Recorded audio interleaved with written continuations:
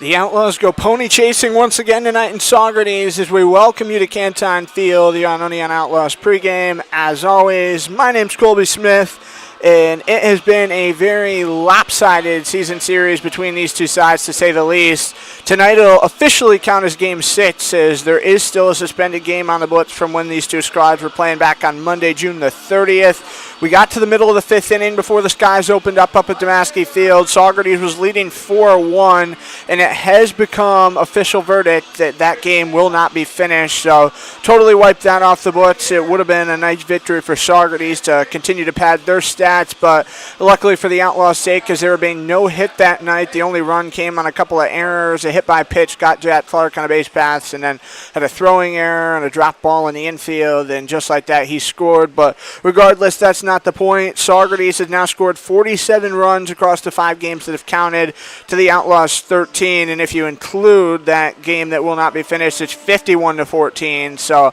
obviously a lot of offense for Saugerties. They've been in double-digit runs 3 times in the season series. Last time these two squads met up, though, last Saturday night in Oneonta, we had our Outlaws 5K before the game, and then Saugerties came right to the field and put some runs up on the board. Outlaws burned through 4 pitchers that night. We'll talk through that game a little bit more moving forward, but 8-3 was the final score, and before that, a 10-4 final on Friday the 20th of June, as again, it has been all Saugerties. They've won 5 in a row from the Outlaws, won all 3 last year, and they've now won 15 straight against Oneonta, with Outlaws' last victory against the Stallions coming way back on Sunday, June 18th of 2023, as Keaton Mark only 2 wins against the Saugerties Stallions squad in his coaching career. But speaking of wins, let's jump back to last night. Was not a W for Oneonta, unfortunately, up in Utica. Was speaking to Keaton before we got on the bus today, as we opted no coaches interview, but instead he just kind of ran me through some things, and we discussed some of the ins and outs that have been going on, and that included last night's game against the Blue Sox. I spent last night helping a couple of our new Outlaws move into their place, and you'll see a couple of them in the ball game tonight, but that's not the point at the moment. But let's talk about it. Jason Bassett, his final start as an Outlaw before going back on home, as he was on an innings limit coming from Marist. Kind of imploded, inning at 2/3, 5 hits, 7 runs, 7 earned, 6 walks, 1 K, 1 wild pitch. He had a hard time throwing a strike in the second inning. Wasn't able to get out of the jam. 73 pitches total for him, only 33 for strikes. David Denton really came in behind and picked up the slack with 4 1/3, 6 hits, 4 runs, 3 earned. 4 watts, 2 Ks, excuse me, is, you know, my handwriting always looking a little sloppy. 2 wild pitches as well, and then Dane Payton finishing the job, 2 innings, 1 hit, 1 run, 1 earned with a walk, 2 strikeouts, and he did give up a home run. Payton leading the league in home runs surrendered, and that's one stat that he certainly wants to change moving forward. But looking through the scoring summary, Utica in that second inning, Whitney grounded out to third, scoring Ryan Ulysses. It was 1-0 Blue Sox. Then in the second, Esposito singled to left, scoring Estrada, and 2-0 Utica it became. Sousa would have a bases clearing triple to left, scoring Smith, Turche, and Cowdrey. And just like that, 5-0 Blue Sox. Whitney then would come up again in the inning, single to short, scoring Coella and Sousa, and the Blue Sox led 7-0 after just 2 frames. Outlaws would respond with 3 runs of their own, top of the third. Dane Richard would single, advance to second on an error by first, which was Avery Whitney last night. Uhara went to third. Woodridge scored. Then Ian Wirtz would have a sac fly to center, scoring Kaz Uhara. Brennan Connolly would then fly out to center, and Dane Richards scored 7-3. Bottom of the third, Utica would get another run. Xavier Smith would have a fly out to center field, scoring Vincent Cowdrey, a teammate of Dane Richards these last 2 years at Macomb Community College. So 8-3 after just 3 innings.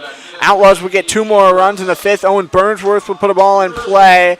Had an error on the infield by the Blue Sox that allowed Ian Wirtz and Zach Porter both to score. So it was a 3-run game, but then the Blue Sox would kind of put the icing on the cake, put it away. Bottom of the sixth, Estrada would reach first on an error by Woodridge. Had to look back, who was playing third last night for the Outlaws.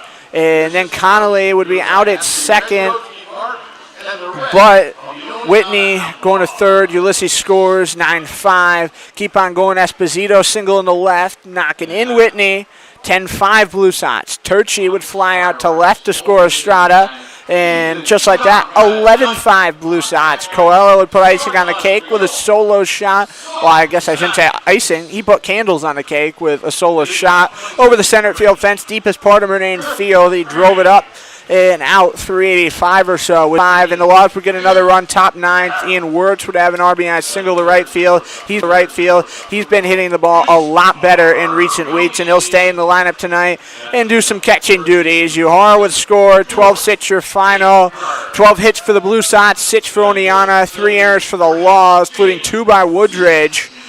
And 2 for the Blue Sox, 13 left on base for Utica, 9 for the Laws, and Oneonta taking 6 Ks to Utica's 5. Your player of the game last night for Oneonta, Matt Carrera, 2 for 4, takes the nod for the first time this summer with a run and an RBI. So Carrera looking to stay red hot here for the Outlaws. He moves up a lot in the order tonight as he'll be in the 2 spot of the anthem. And first pitch here in Saugerties, we're going to go down to our interview of the day with Outlaws infielder Jaden Kennedy.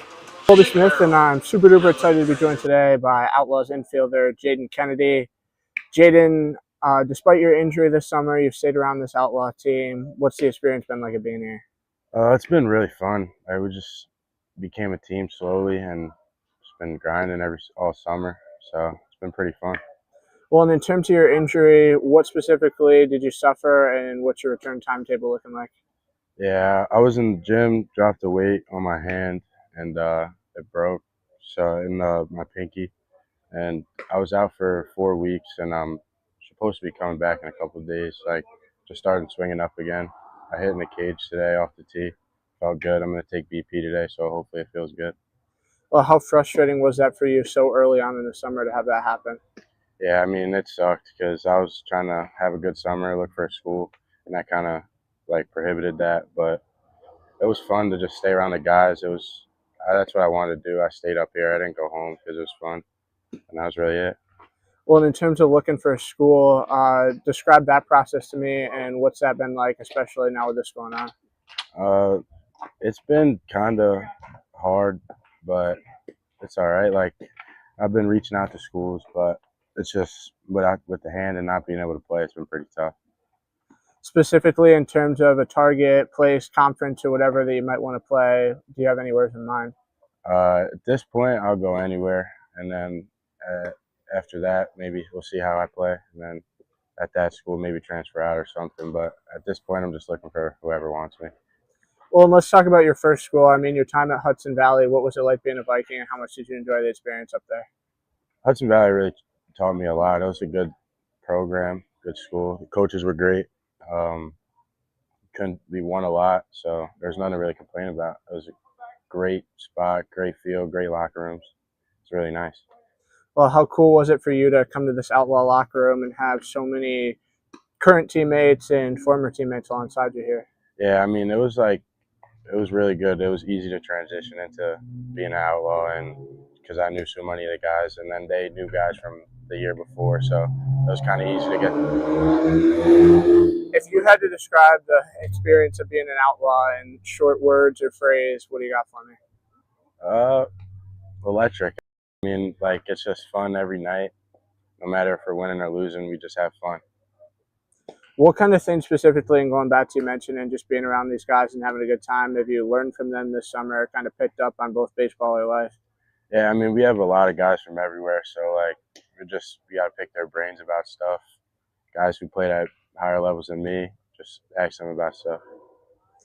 How would you describe all these guys from so many different spots coming together for summer ball with you all ultimately having the same goal?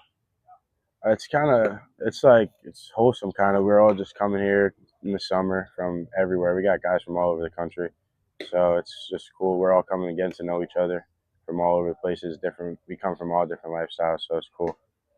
What kind of things did you all do as a team, especially in the early going to the season, to really bond yourselves up and get ready for the summer? We would hang out late nights after games, watch new shows that would come out on Netflix. I mean, we would go over, play poker at one of the guys' houses, like whatever you could do to hang out, we would just hang out. What are some of your favorite moments or memories from this summer so far? It's probably 4th of July. It was electric. A lot of fans were there. The fireworks show was amazing. And Yeah, the 4th of July was good. We played the Diamond Dogs as well, so I knew a lot of guys over there. So I got to see some of my boys. It was cool. Well, in terms of just how the summer's gone so far, I mean, despite the struggles, how do you feel like you've all just kind of grown in one way or another? I feel like I became somewhat better of a baseball player, meaning because I haven't been able to play, but I've learned so much from these guys who've been over here and stuff. And the competition here is great, so it's good to see and watch. Jaden, one last question here before I let you get back to it. As you said, you're going to get back at swinging it here these next couple of days. Hope to get back in the lineup. What kind of goals do you have yourself over the last 2 weeks of the year? I mean, you got to start small. Just catch a barrel first. Not even trying to look for a hit. Just try to catch a barrel, feel loose in the box when I get back there. Don't want to be too tense. That's really it. Jaden, thank you so much for your time. Good luck today. Sir, thank you very much.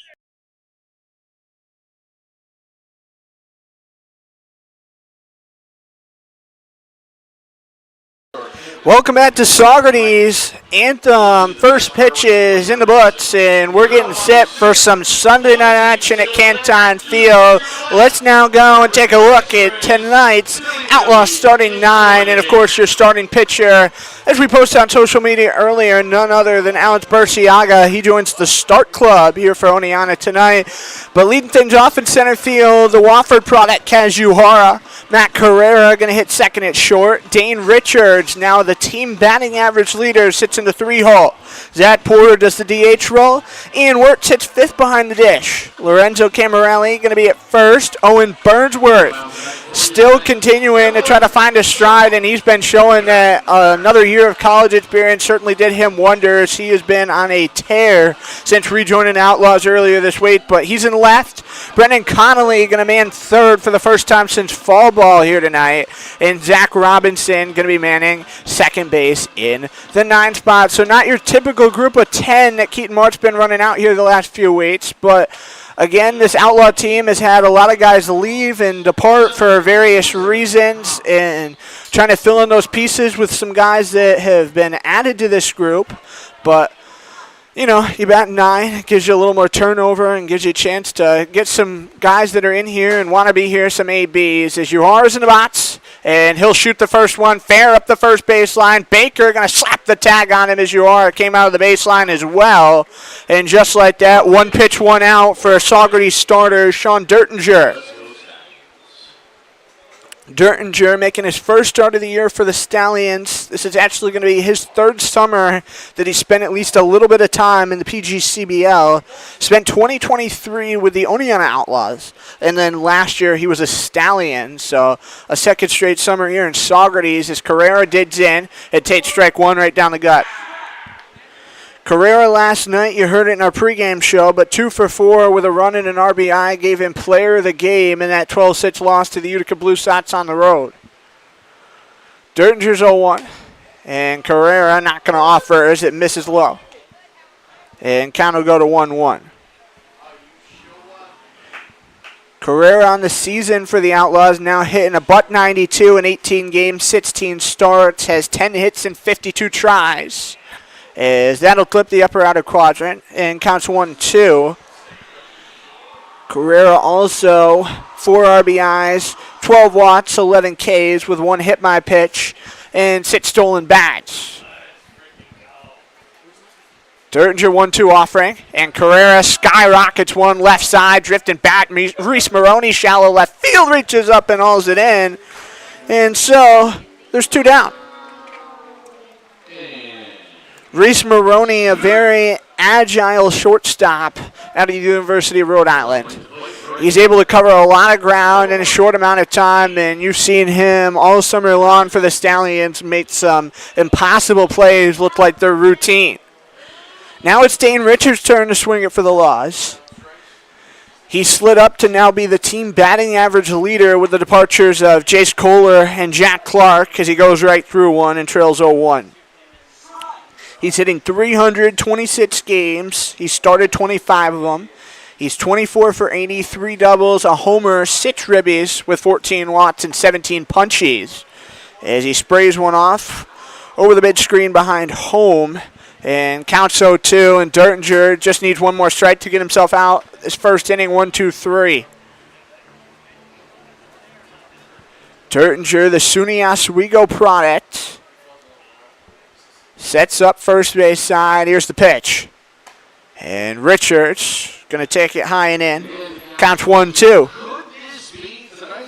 Richards yesterday in Utica was in the 2 spot playing right field. Finished 1 for 4 with a run, a walk, and a strikeout. Dertinger's 1-2. And that, Richards leaves high and upstairs. Count 2-2. Richards really struggling at the start of the year for the Outlaws.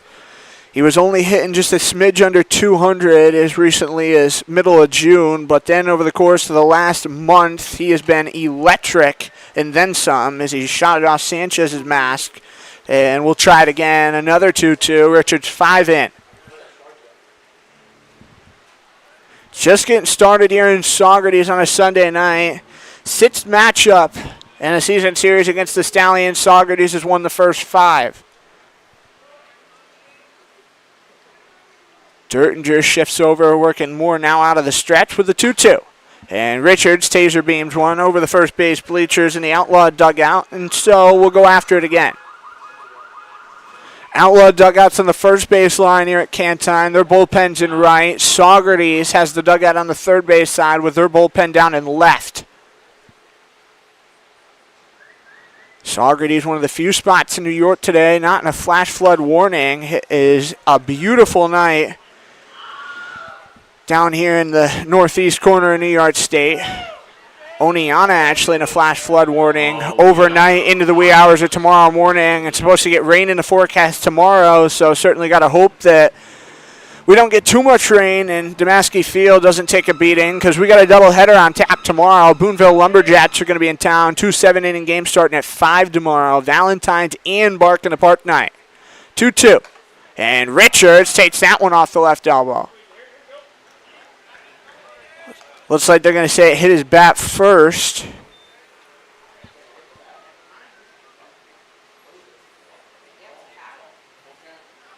Yeah, so our umpire's saying full count, actually. So I don't know about that, but we'll take it. Richards in a full count. And Dertinger going to have himself a payoff. Richards trying to win a battle.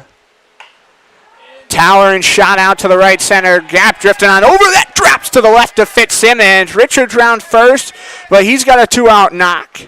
And the Outlaws have some life here in the first inning.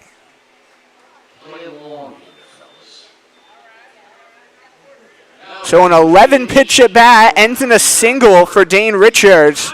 And now it'll be Zach Porter's turn to swing it. Zach Porter, the DH tonight. He was named earlier this week to the Eastern Division midseason All-Star team along with Jack Clark.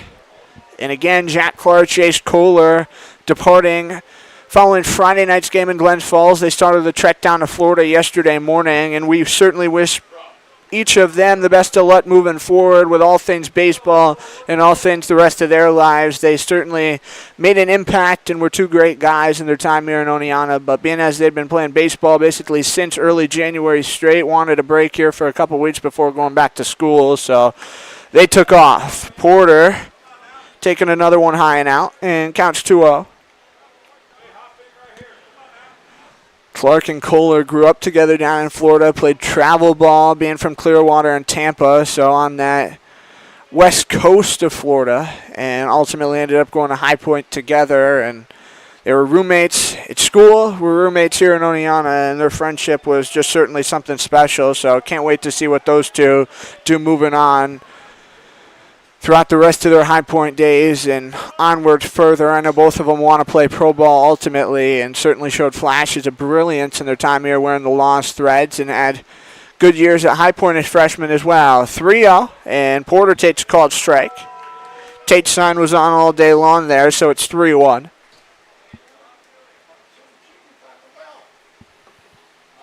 Short lead off first for Dane Richards. 2 outs, top first here in Saugerties. Dertinger and Porter, blasted ball out to left center. That'll drop for a hit as well. Richards takes a big turnaround second, but he pumps the brakes there. And the Outlaws back-to-back 2-out hits.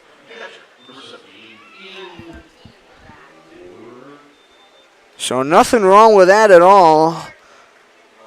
Love to see Porter turning on the 3-1. King and Crane were both playing deep in the outfield, so find that hole, get the job done.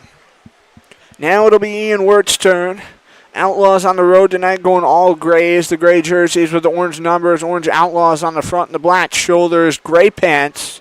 And Saugerties here at home going for their white tops with the black Stallions, yellow outline over the letters, and white pants. Wirt's going to take a miss low and outside, and count will go to 1-0. Wirtz 0 for 2 with a pair of RBIs and a walk. Is the DH in the 4 spot yesterday in Utica.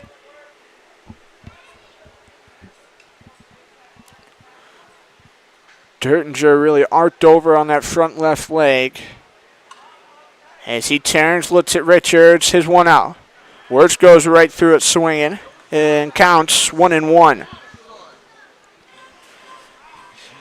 Ian Wirtz joined this team late, came in close to the middle of June. He's hitting a 228 clip, 18 games, all of them starts, and he split time behind the plate with Zach Porter, and, well, Nathan Bowes was here, but no longer with us after breaking his hand. But the 1-1, and Wirtz takes a back door for a called strike, and it's 1-2. Coming up at some point in the broadcast, we will take a look at all of those Outlaw players that have been here for one time or another and ultimately departed for one reason or another, because the list just keeps growing, and each of them a different reason, it seems like. The 1-2. And this one out to left, that drops in front of Ryan King. Rounding third. The stop sign on there. Keaton Mark will not want to go too aggressive in this first inning, but Outlaws with some nice 2-out hitting. 3 straight singles.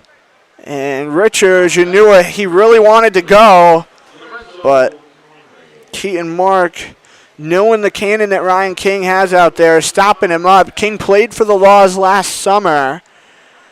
He's been the entirety of the season with us, him and Jack Hopko coming down from URI, and then not, of course, being sent back to Oneonta this year.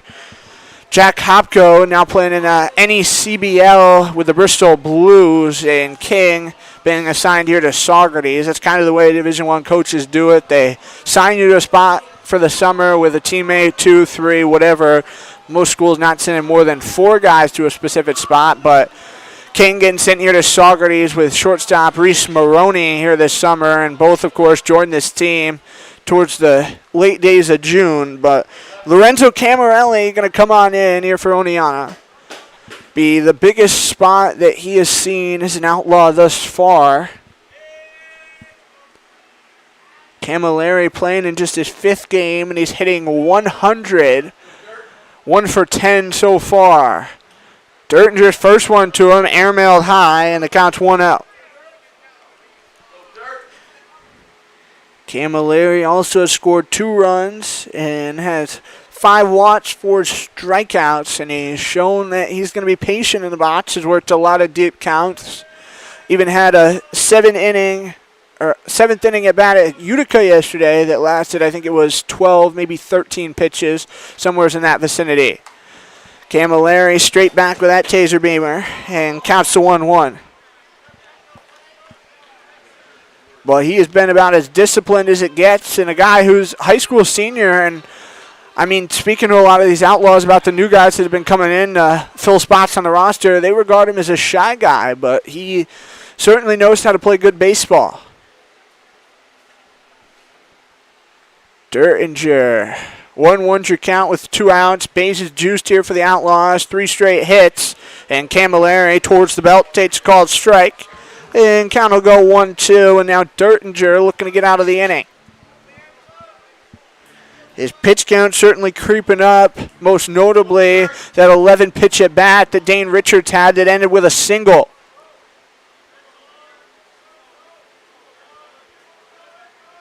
Dertinger out of the stretch position. Winds with the 1-2. And Camilleri gets frozen looking, and the inning comes to a close.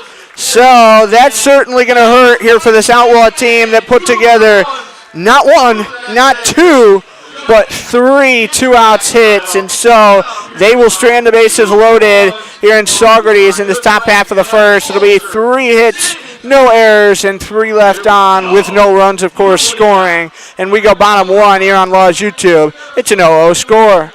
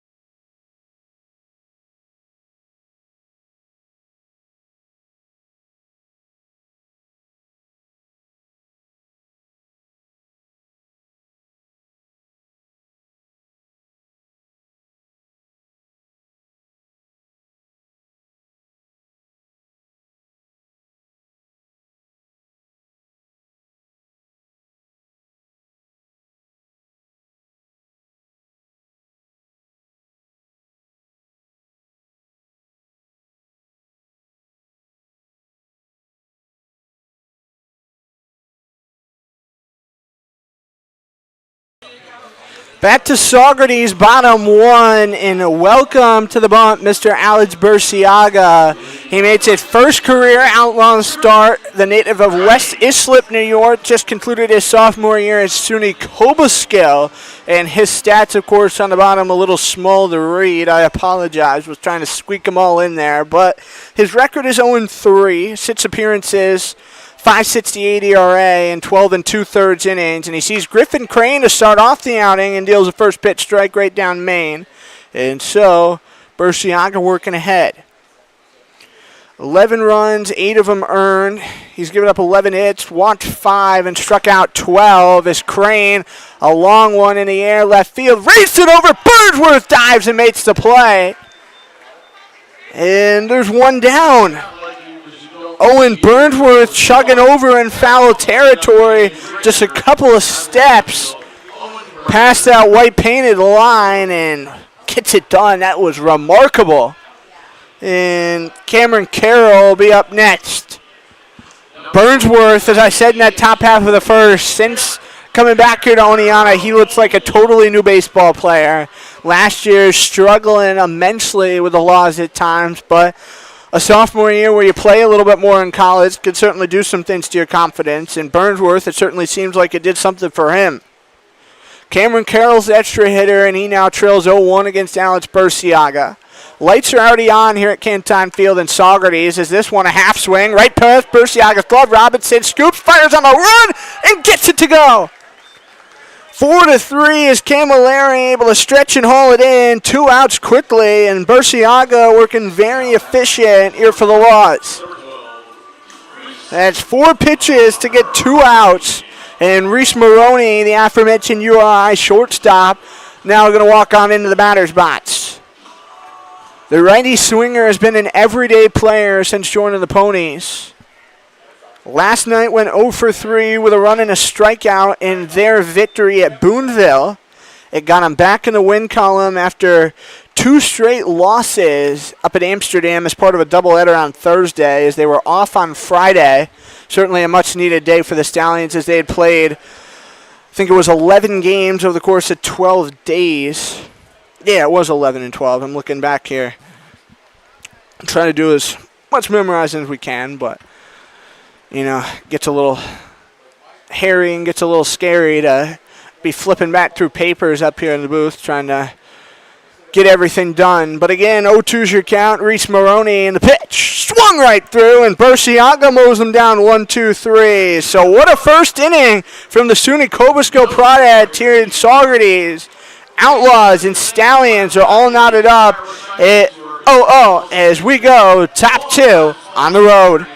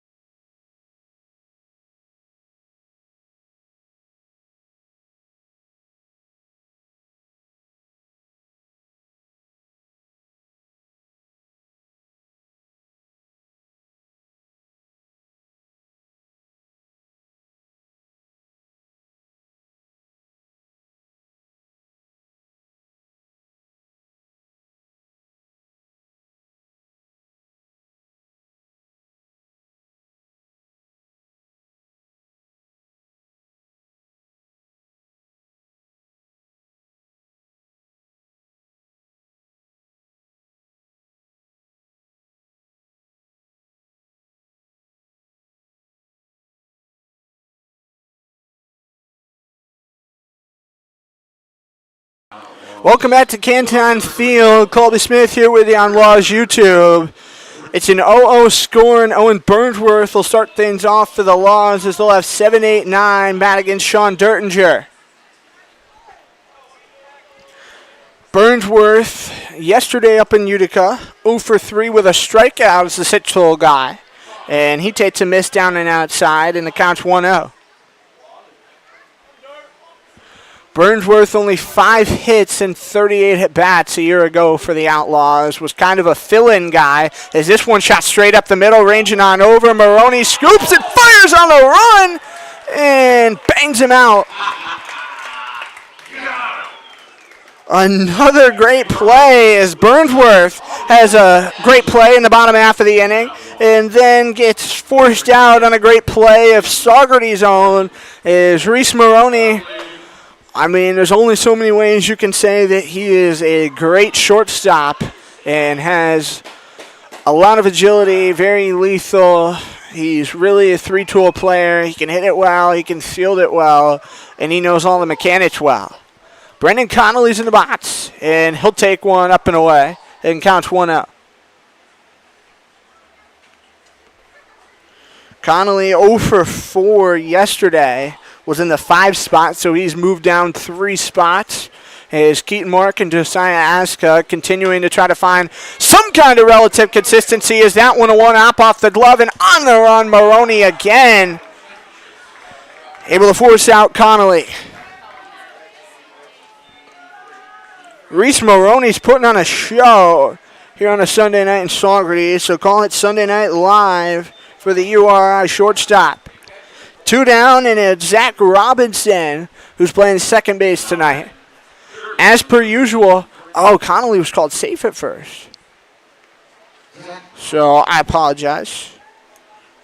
Connolly able to win that one out, and they called an error as it got dropped at first. Spoke a little bit too soon. So it's 1 on with 1 out, and Robinson, family in the stands tonight, popped the first one a mile high. Comiskey drifts in and makes the snag. And now there's 2 outs. So, again, I apologize. But 2 outs, and Connolly standing at first here for the Outlaws. And it's back to the top of the lineup for Kaz Uhara. Uhara has been really good in the season series against Saugerties so far. Coming into tonight, 4 for 13 as he's appeared in all 5 games. Has a double, 2 runs, 2 walks, 3 punch-outs. And has swiped 2 bats while being caught stealing twice as well. Short lead for BC off first, and that one a miss down and away, and counts to 1-0.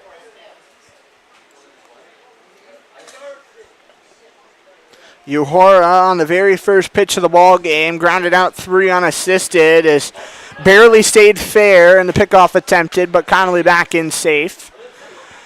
Barely stayed fair going up the line. George Baker charged it up, wearing those nice red shoes representing his University of Louisville Cardinals, and just forced Uhura to go out of the baseline, slap the tag on, and just like that, there was a quick out for Dertinger. Uhura, this one barreled up. Out to the right center gap. Crane's going over, and he's got it. So just like that, the half inning comes to a close after a very lengthy top of the first. We're now moving right along here in Saugerties. We go bottom 2 here on Laws U2. It's Goose Eggs for both sides.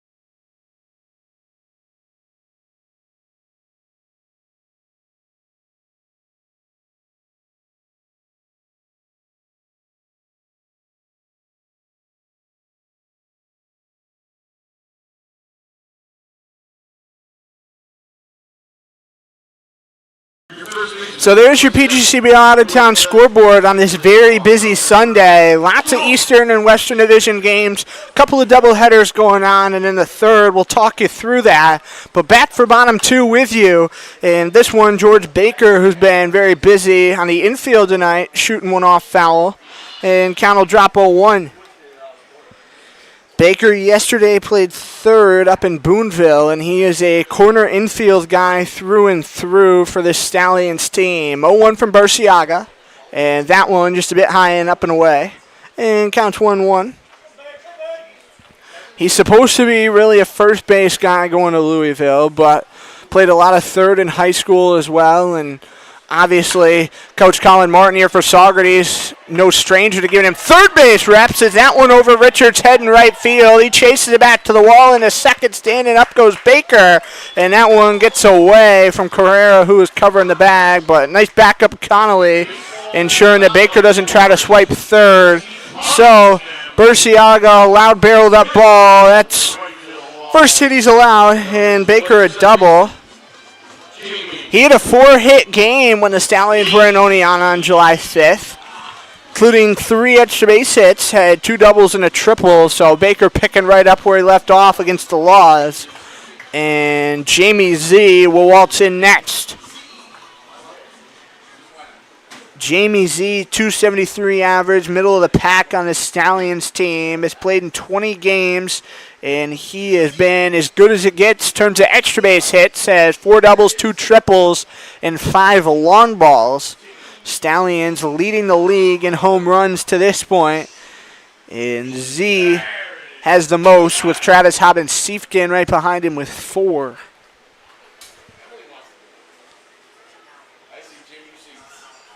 Second base has really been Z's spot. Has played a little bit of short as well. Just 3 times it's short for Saugerties this summer. As this one towards third, curved in foul territory, as Connolly just watched it. And it's 0-2. Went 1 for 1 with an RBI, a stolen base, and took a couple of hit-by pitches yesterday. Boonville, a little out of control in terms of hit-by pitches here, as they've hit the most batters over the course of the last 2-week span across the entire league. Counts to 1-2, and so that's one thing the Laws will have to be on the watch out for tomorrow, is again, it's a home doubleheader, 5 o'clock start at Cantine Field, Valentine's night and Bark in the Park night, 2 7-inning games tomorrow, and we'll only be taking a half hour between games, so it'll be a can't-miss night, and hopefully if the rain holds off, it'll be about as good of a night as you can get for baseball. It's supposed to be pretty cool. 2-2 it'll go on Z. Only supposed to be low 80s, so a little bit down from where we are in Saugerties. Getting on the bus today. It was supposed to be 90, 92, and had that car show at the Cantine Field today that went pretty well this morning, and everybody was sweating walking around. It was wicked hot. 2-2, and this one going to go higher than the Rocky Mountain Pizzas. Burciaga able to haul it in. He goes over towards the Outlaw dugout and hauls it down. That'll be a P1 for out one. Rocky Mountains are a place where I really want to hike someday. That's kind of been a bucket list item for me for so long. So if anybody can make that happen, I'll slide through, pull me out to Colorado, and whether it's a couple of days or a week, I'll be forever in your debt. Just let me hike. But Dylan Paso up next. He's hitting 265, which again, middle of the pack on the Stallions team. They're hitting 283 as a squad. Good rip through that one, but he'll fall behind 0-1. Came around a bit too soon and almost tumbled over. There's the all-white batting helmet and got the white Nike cleats on here for the Stallions. So a lot of white for Dylan Paso. Burciaga checking the runner. And still keeping an eye on Baker, but now is 0-1, framed in there nice for a called strike 2. Burciaga and I were having a conversation off the record the other day that he said that I could share tonight. We were talking about the catcher's framework on his pitches this summer, and he particularly enjoys working with Ian Wirtz for the fact that Wirtz is so good at just kind of keeping him locked in and helping him find the zone. Is out to right, caught by Richards. Baker's tagging from second. He'll chug to third. Gets on in there sliding. Is Richards, an absolute missile of an arm in right field. But 90 feet away from scoring now, George Baker, as he goes to third on the sac fly. Well, yeah, sac fly.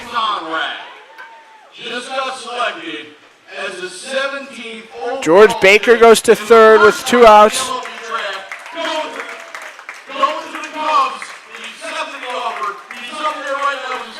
Wow, Ethan Conrad, who played for the Saugerties Stallions for the last 2 years, gets picked 17th overall. It's being announced here in Saugerties right now. He's in attendance at this ball game tonight. He's going to the Cubs.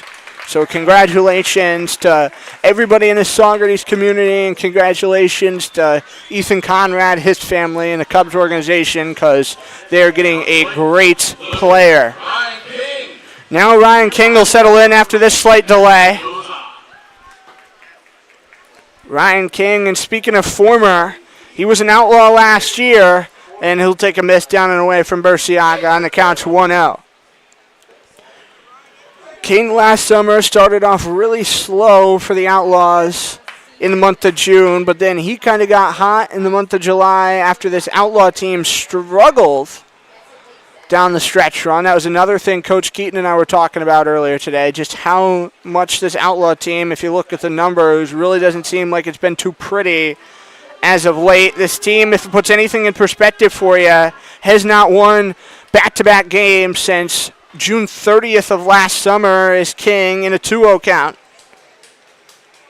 They swept a doubleheader from the Boonville Lumberjacks that day. 16-2 in Game 1, 6-4 Game 2, and only won 3 games all the rest of July. And, of course, this summer, Laws very much struggling as they come in with a 4-25 mark and have just 1 win on the road. King got hit by that one, so he'll go down to first. And it'll be base runners at the corners here for the Stallions with 2 outs. Seemed like it caught his fingertips as King flexing that glove a little bit, and looks like he's having a nice conversation with Lorenzo over at first.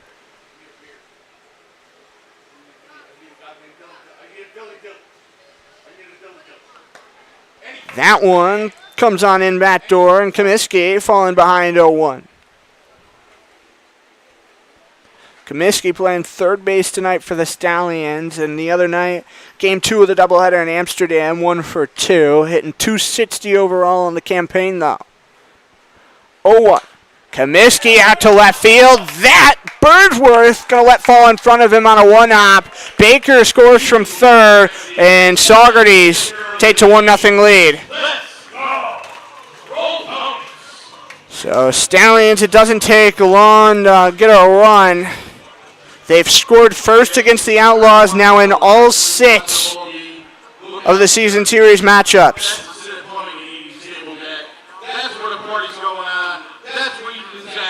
So Baker scores, move King to second, Comiskey standing at first, and now it's their 9-spot batter, the catcher, Logan Sanchez. Sanchez, the better swinging catcher of the bunch for this team, hitting .295, and he finds a hole on the left side. That one just past Connolly. King's being waved around to score, and Wirtz just barely. That one didn't get to him in time. So Sanchez knocks in a run. It's an RBI single, and Saugerties just like that, a 2-0 lead. So after Burciaga looked very locked in to start this one off, you can't let things go off the rail just quickly so suddenly. I mean, he's getting some bad luck from some of these balls as well, as that one just barely passed Connolly. Carrera over in that hole as well, but sneaks on through, and now 10-hole guy Dylan Fitzsimmons taking a miss high. Fitzsimmons yesterday was the leadoff guy at Boonville. It's kind of been he's either 1 or 10, really no in between. And tonight, of course, the 10, 1 for 4 with a run, a walk, and a stolen base yesterday. And now finds himself evened up at 1-1.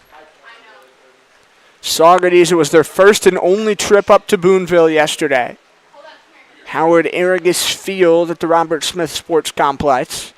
And Boonville had quite the crowd there, it sounded like. Out to center field, chugging on back. Kazuhara makes the grab on the run over the shoulder. And that will wrap the half inning to a close. Not before, though. The Stallions get 2 runs on 3 hits, and they leave a pair on the base paths. We go to the third here on Law's YouTube, and Saugerties on top of this one, 2-0.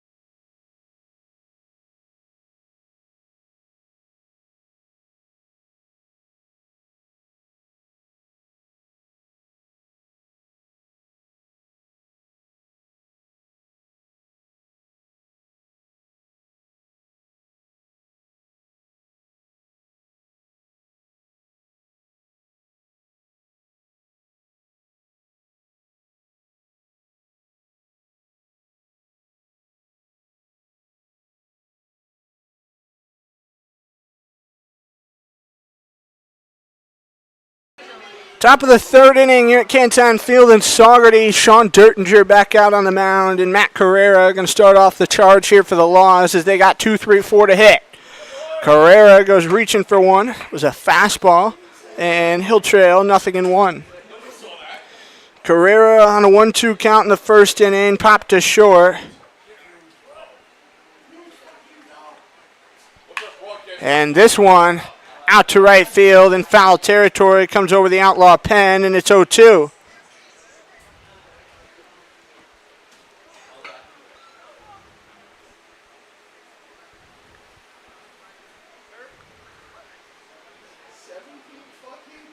Carrera kicked way up on the chunk line in. And Dertinger's pitch. Skyrocketed up right side of the infield. Z on over, and he's got it in shallow right.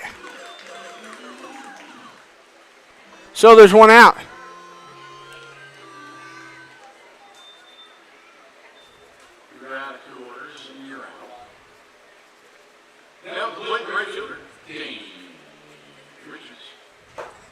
Dane Richards will come up now for the Laws.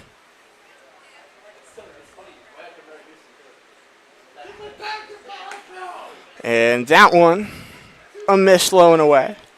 Trying to coordinate here some of our in-game activities for Bark in the Park night tomorrow, so I apologize. Hoping to get some dogs down from Super Yellows and Ripped Jeans. And as per usual on Bark in the Park night tomorrow, if you don't want to pay the full admission price to come into Damascus, bring a can or a bag of dog food to the gate, drop it off, and we'll let you right in. We donate all those products to Super Heroes and Ripped Jeans. Try to help them out the best we can. A proud partner of the Outlaws. Love Barking Apart Night, one of my favorite nights of the year. Richards out towards left field. Ryan King, couple of stutter steps. Made C easy can of corn look easy. 2 outs. So, pace of play really starting to speed up here in Saugerties. And Zach Porter now we'll roll on up, trying to start something with 2 outs yet again. It was Richards who started the 2-out going in the first inning.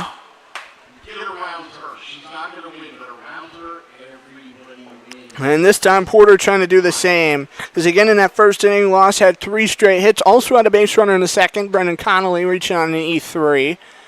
But there's one upstairs. And Porter, it's a 1-0 count.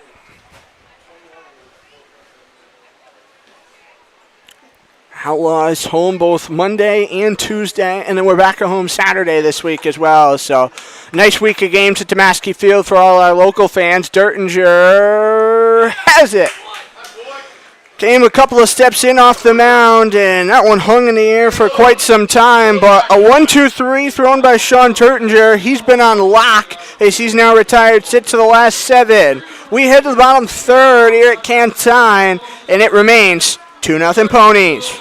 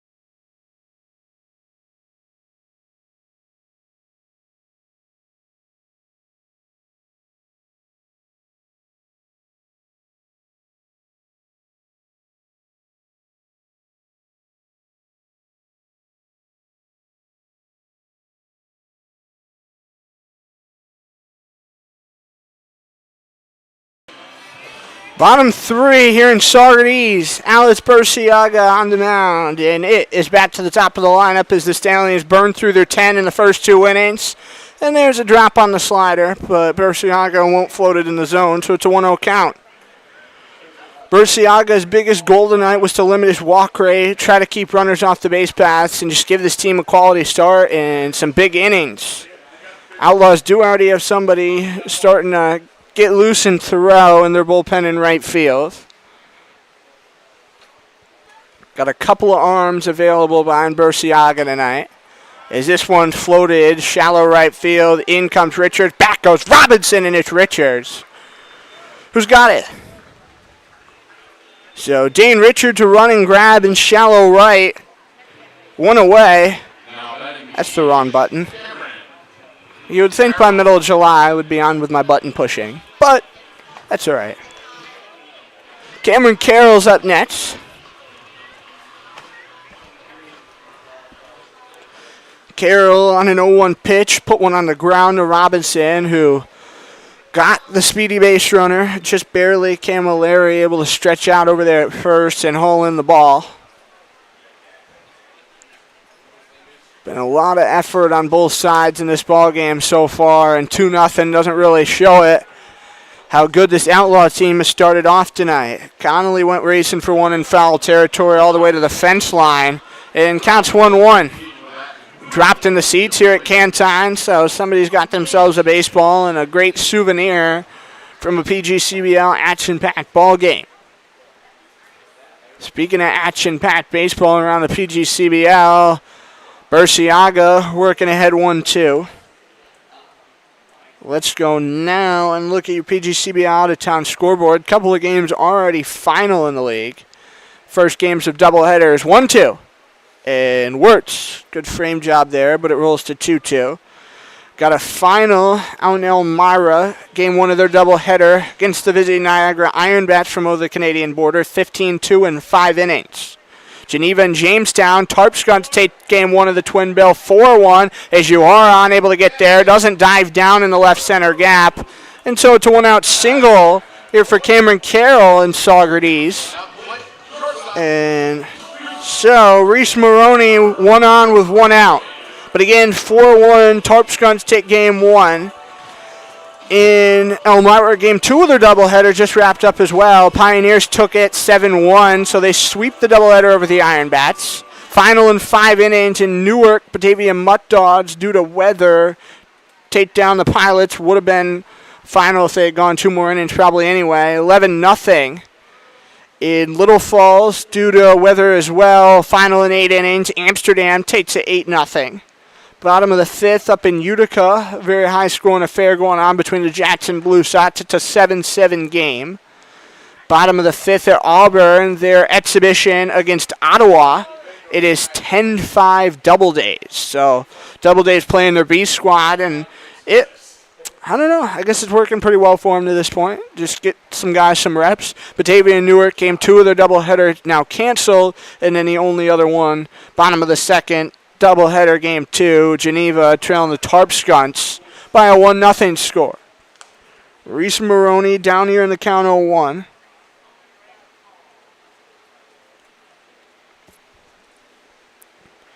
Maroney struck out swinging 3 pitches in the opening inning. Burciaga trying to pick off to first. Cameron Carroll able to get back in there successfully.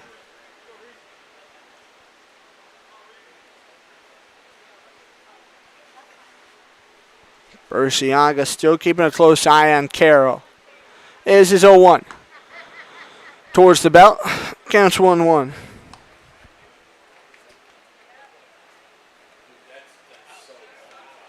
This is the Outlaws' final trip to Saugerties here in 2025. Stallions are going to come up to Oneonta one more time. It will be next Thursday, the 24th.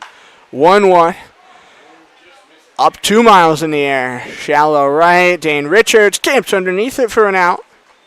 So he has both putouts here in this 3rd inning thus far. 2 outs on the board, and still the runner at first, Cameron Carroll, with his 1-out single. George Baker nets to swing it for the Ponies. Baker has the only extra base hit of this ball game thus far, as he had a double in the second inning to start off the frame. And again, he has been phenomenal for the Stallions team, going to Louisville this fall. 286 in just 9 games. 2 doubles, a triple, and 6 ribbies. Each of those extra base hits has come against Oneonta. That one missing in and counts 1-0. Kind of rare you say all of the guys' extra base hits have come against one specific team, but that's the case for George Baker. He's the outlaw killer. Baker sounded like he broke his bat, put it on the ground, scooped in. Camarilli takes it unassisted to the bag. So he traces that one over off the bag, goes back to cover, and gets him out of the inning. It'll be no runs on 1 hit, no errors, and 1 left on for the Stallions. We had top 4 here on Outlaw YouTube, and it is 2-0 Saugerties.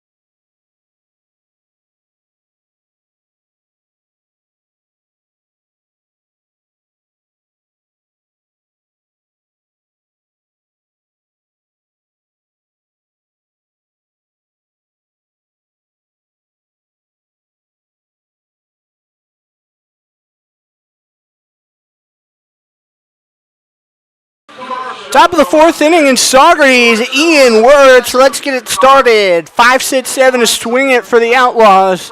And Dirtinger's back to work here for the Stallions. Ian Wirtz singled in the first inning. Represents the last Outlaw hit on the board to this point as well. Had 3 straight hits with 2 outs in that opening inning and haven't found one since. Dirtinger's first one to him comes back on the diagonal of the screen behind the plate. So count will go to 0-1.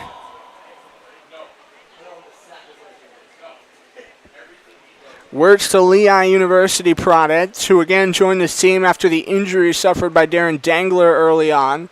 Wanted to get another catcher in because really ideally you want 3 catchers on your roster in summer ball because most days got 1 catch in, 1 in as your DH or EH, depending of course they're swinging a good bat, and then 1's to catch bullpens.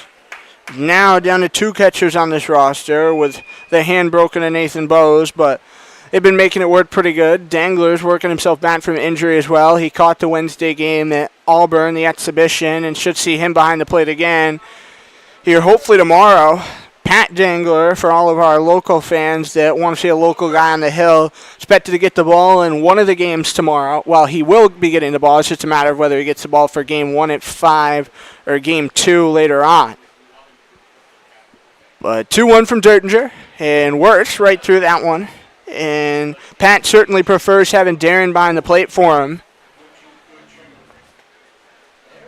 Darren was in that exhibition and then also was in as the DH Friday at Glens Falls, but off last night as well as today. 2-2. Wirtz, left side of the infield. Maroney, the scoop, in the fire, and bang. Ian Wirtz retired. 6-3, just like that, 1 out. So about of a slow roller as you can put when you barrel it. Down we go to Lorenzo Camilleri in the 6th spot in the lineup. I keep wanting to call him Lenny. I know I said that on our broadcast the other night, but it's because of Lenny Montesano, who was with the Outlaws for a couple of weeks, and he's trying to get drafted. Was talking about the MLB draft earlier on.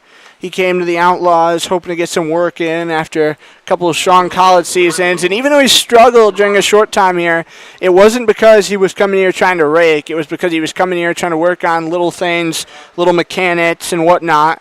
And he certainly did that. Each game he had the goal and talking to him in the clubhouse before or after that I wanted to work on X, Y, and Z or A, B, and C. And that's what he did. Coach Keaton Mark and Josiah Aska gave him the opportunity to come here and work on those things. And so hopefully he ends up in a good spot wherever that might be. Duo count. And Camilleri leaves that one low. Counts 3-0. Montesano, just one of those many departures that the Outlaws have had over the course of these last several weeks. Dirger's pitch. High ball 4. And that's a 1-out base runner. 4-pitch free pass to Lorenzo Camilleri. And now Owen Burnsworth going to step up. Talking about all those departures, you had Balich and Waiting, who needed a break. They had been kind of fatigued here all summer long, and so they went home. Bartlett and Dempsey also fatigued and were having issues with their arms, so they went home. Bassett was on an innings limit. Ferris was having a family issue, also wanted to go work some baseball camps, so he left.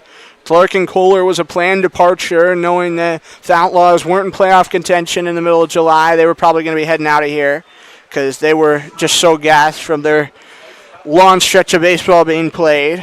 Marquez kind of stopped showing up for this team, and so he hasn't been around. Montesano, of course, talking about the MLB draft. That was his. Jacob Rentz dealing with a massive illness, and so we wish him the best in his recovery. Still not fully recovered, last I knew, and talking to Coach Keaton. Jacob Turner also wanted to go home and train at home before going back to school ball. He only stayed for the month of June, so as far as I can tell, and going back through the roster that we had originally, those are the absences and the reasons for guys that are no longer here for this Outlaw team. And now it's just a matter of bringing in guys and filling in those puzzle pieces for the last couple of weeks to try to win some games. 0-2. And Burnsworth down swinging on 3 pitches. So 2 extremes for Dertinger. A walk on 4 pitches, and then a strikeout on 3 pitches. And 2 are away for Brendan Connolly. First round draft pick, Ethan Conrad's out here. Ethan, give away, buddy. Fans on your feet. Brendan Connolly, he reached on the E3 in the 2nd inning. First round draft pick, Ethan Conrad. Now complete.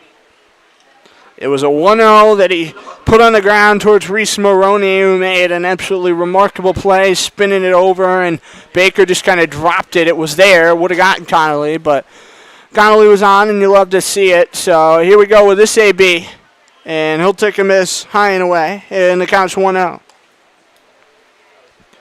Outlaws, if we did the math correctly, could be eliminated from playoff contention as soon as tomorrow, which is quite unfortunate. If they fall in this one tonight and fall in game 1 of their doubleheader against Boonville tomorrow, they'd be out.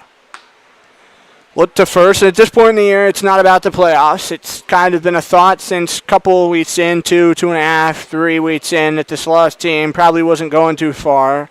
But now it's just a matter of not letting guys get out on the easy route, not letting them, sleep on any given day, any given game. It's everybody here has that goal of wanting to get better, and you're in a relaxed atmosphere, so you got no excuses for not to try to get better here these last couple weeks. And that was one thing, you heard it from Jaden Kennedy in our pregame show. He was talking about how he hasn't even been out there on the field, but he's learned a lot. It's just been some of the tips and tricks that he's picked up from other guys here that has been huge for him despite his broken hand.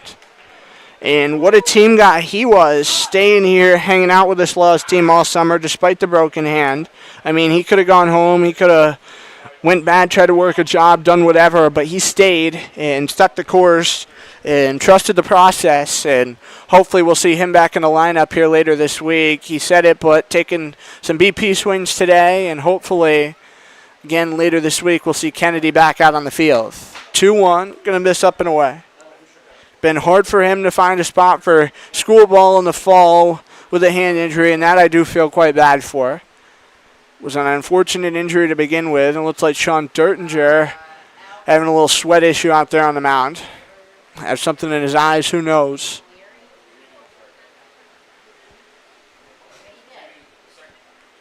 But again, it's 3-1 here on Connolly. Zach Robinson's waiting on deck if he can find a way to get on base. Connolly this year wearing the 13 after wearing the single-digit number 1 last year for the Laws. The pitch.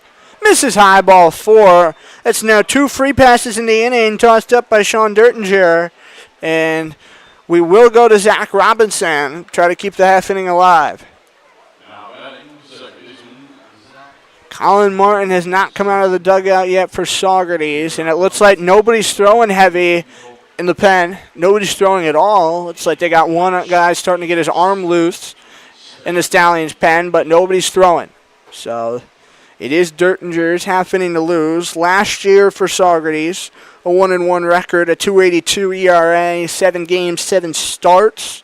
Through 23 2/3 innings, gave up 18 hits, 6 runs, all 6 earned, and walked 7, struck out 11, and had a hit by pitch. Zach Robinson popped up to Comiskey at third, back in the second inning for the second out. Dertinger in some traffic. Is 0-1. Robinson leaving it low and away. Good take. Counts 1-1.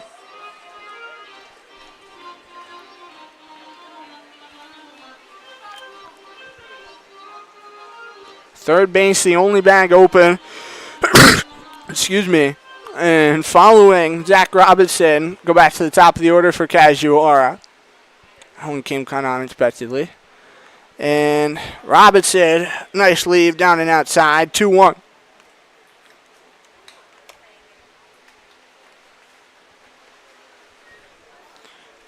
Kazuhara hasn't had a hit drop for him tonight, but he's squared up 2 balls pretty good.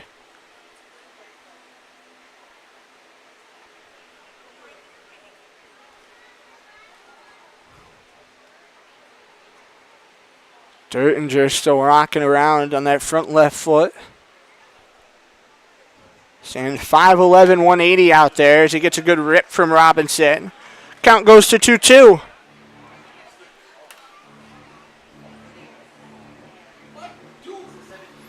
Robinson in the midst of a 4-game on base streak for this Laws team. Doesn't want to see it come to an end here this evening.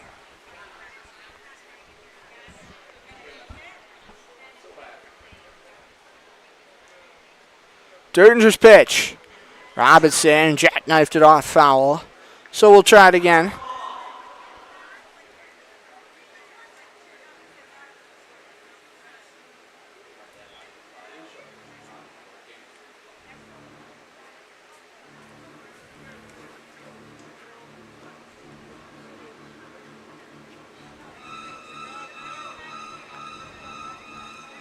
Two.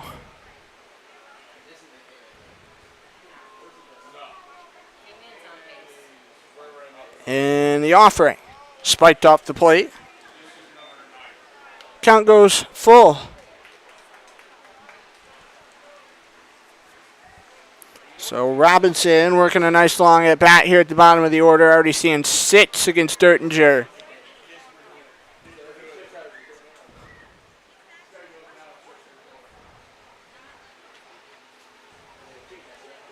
Critical payoff offering with 2 outs. Here it is. And Robinson went pulling for it. And he can't bomb it. And so the half inning comes to a close. It'll be no runs, no hits, no errors. And 2 left on for the Outlaws here in this top half of inning 4. We go to the bottom half and switch the sides. Saugerties back to swing it with a 2-0 lead. Are you kidding me right now?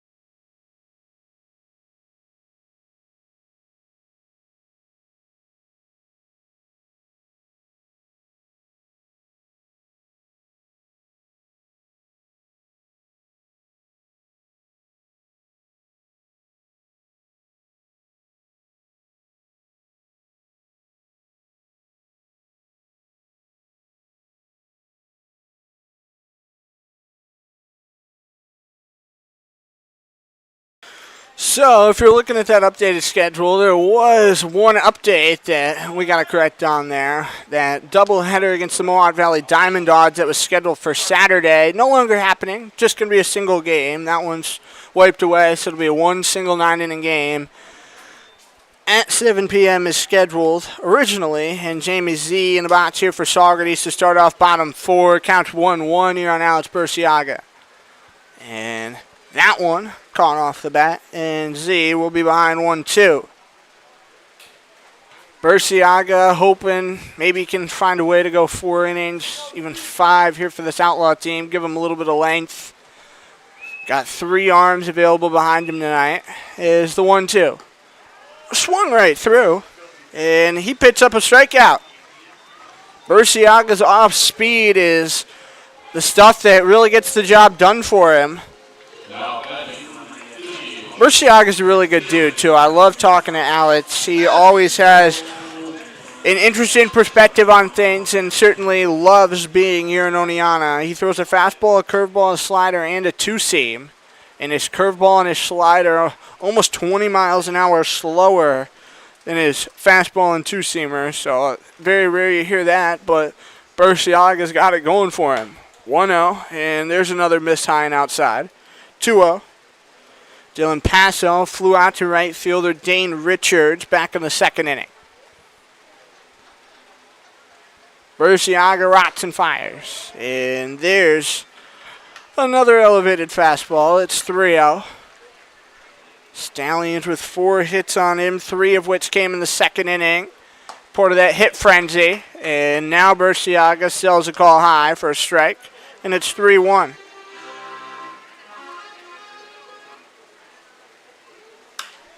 This one hammered out to right field, chugging on back in the corner. Richards falls behind him. He bobbles it a bit off the wall, fires it in on a good transfer, but the damage is done. That's a 1-out double. And after talking about Saugerties' hits, I guess that one, Dan said the other night in Glen Falls, it's the jinx of Dan. Well, tonight it's the jinx of Colby. I apologize. Basso's got a double, and it'll be Ryan King's turn.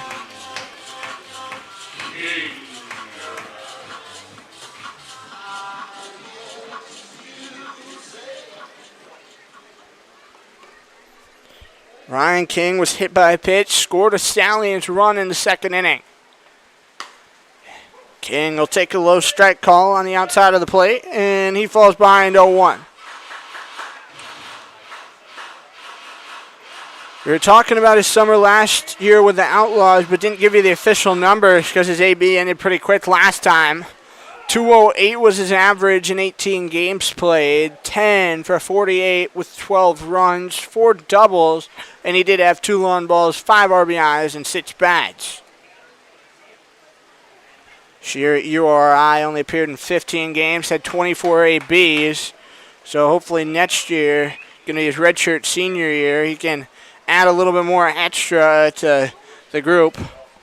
Best season in program history for the Rams this year.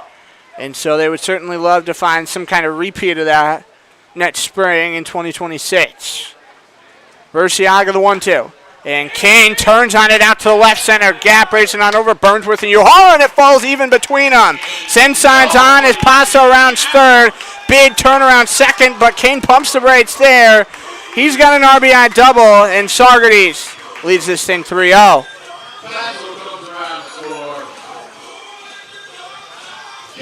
So, ponies are getting hot.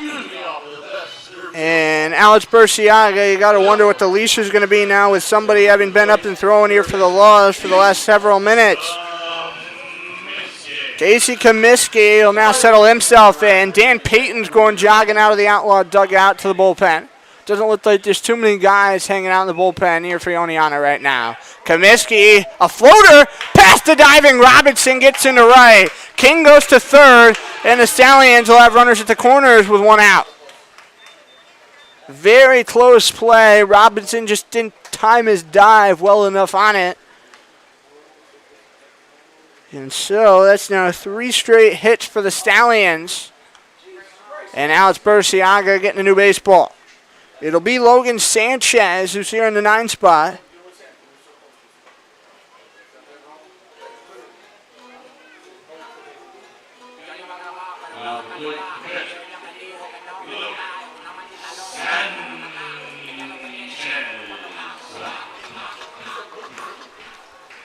Sanchez had an RBI single in the second, and now he takes a miss for ball one. Just pounded that one into the glove of Wirtz. Sounded like one of the harder pitches from Burciaga on the evening. Burciaga the one out. And that one in front of Wirtz. Standing up, Casey Comiskey dived last second, but he swiped second. And so it'll be runners in scoring position for Saugerties. Two of them with one out. Got King at third, Comiskey at second, and the 2-0. Sprayed up towards right. Camilleri racing on backwards towards the tarp. And that one fell next to Robinson. He waved everybody off on the angle for that ball and just couldn't quite get there, and so it's 2-1. And that one got to feel a little bit frustrating.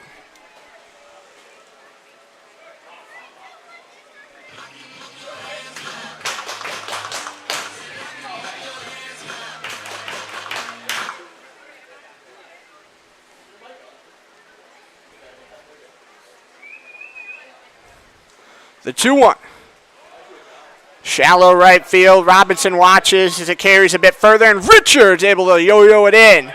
He guns a throw to the plate. That one bounces away from Wirtz. Rounding third, heads up base running. Comiskey cruises to the plate as well.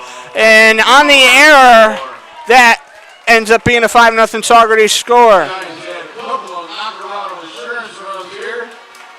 So that one's got a sting, and sting in a big way here for the Laws.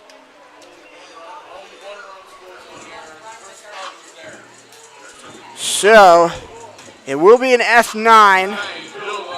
And Sanchez does pick up an RBI. Second run is the one that scores on the error. And they put it in as an E9, so all right. So one error apiece on the scoreboard, and now the Outlaws are down by a 5 spot. And Fitzsimmons trails in the count 0-1. Fitzsimmons flew out to center field first time up. That's Kazuhara's spot. His counts to 1-1 here.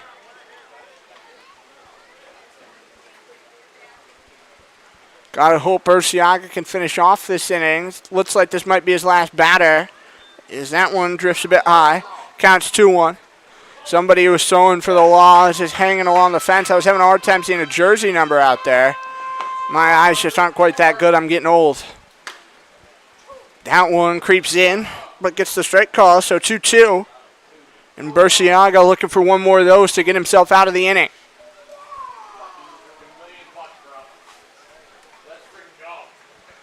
It's 2-2. Thwack straight backwards. So we'll try it again.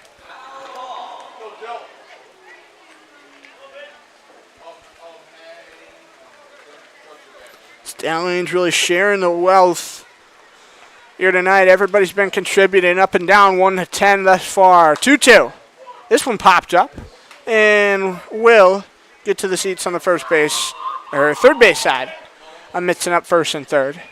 They're both bases. They're both 90 feet away, and they're both at an angle. So, you know, pretty similar in that regard, I guess. 2-2. This one straight up the gut, charging it. Robinson puts his hand on over it and got it to Camilleri just in time to retire Fitzsimmons, so that'll end the inning.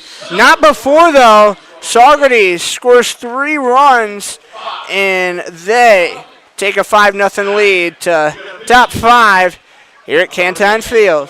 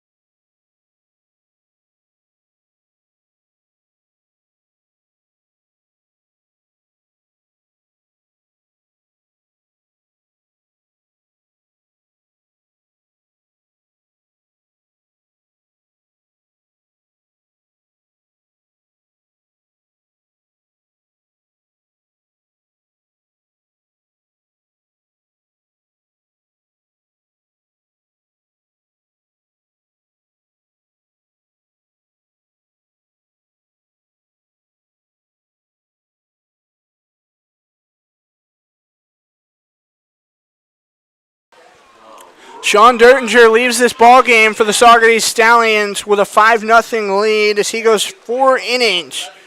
And he strikes out 2, walks just 2, and he surrenders 3 outlaw hits. And, of course, no runs, no earned runs. And so that'll wrap out his line here this evening. Is, again, just 3 hits, no runs, no earned runs, 2 walks, and 3 strikeouts. Had no hit by pitches either, so a pretty efficient outing for Dertinger. New arms, Greg Bruno, and he finds himself quickly in a 1-1 count against Kaz Uhara, the leadoff swinger for the Laws. Uhara on the ball game so far. 3 unassisted ball and a fly out to center.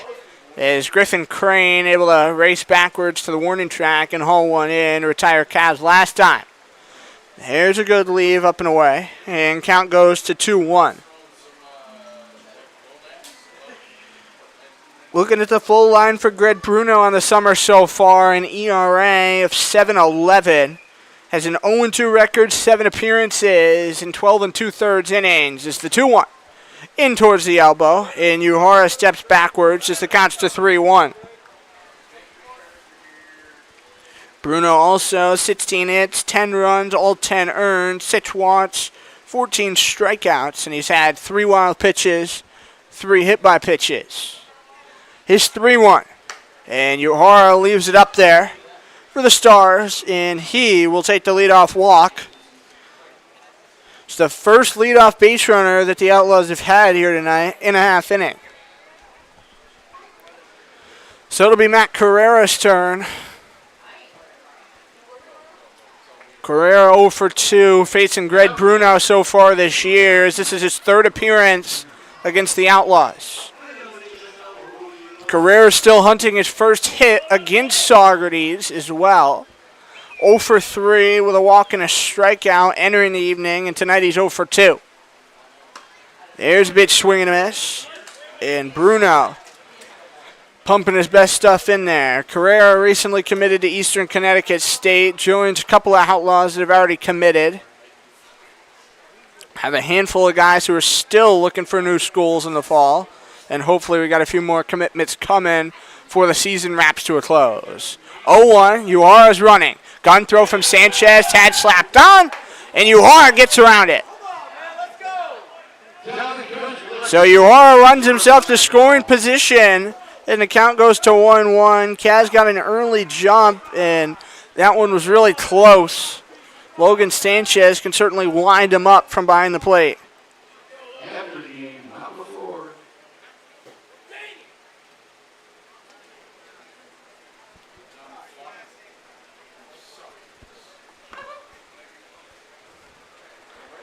Bruno out of the stretch here. Facing some early trouble in his outing as the 1-1 missed up, and it'll go to 2-1. Coming up here after tonight, Saugerties going to have a doubleheader tomorrow against Glens Falls. Last day this summer that you can play doubleheaders by league rule. Starting at 4:15 for game 1. They'll be playing 2 7-inning games, and then second one will start about 7:05 after. 2-1. And Carrera, another leave high. It's 3-1 as Bruno's really struggling with his command to get it to the zone. Tuesday they'll go to Amsterdam for another battle with the Mohawks. Wednesday they'll go to Utica, and then they will be back home Friday to play the Blue Sox yet again. You got 2 off days, Thursday and Saturday this coming week to the Stallions, as Carrera now finds himself in a full count. This Outlaw team looking to try to find a way out of this hole on the road in Saugerties. Just 1 win on the road here so far this summer. Our combined road record now of 1-17. Is Bruno going to step off?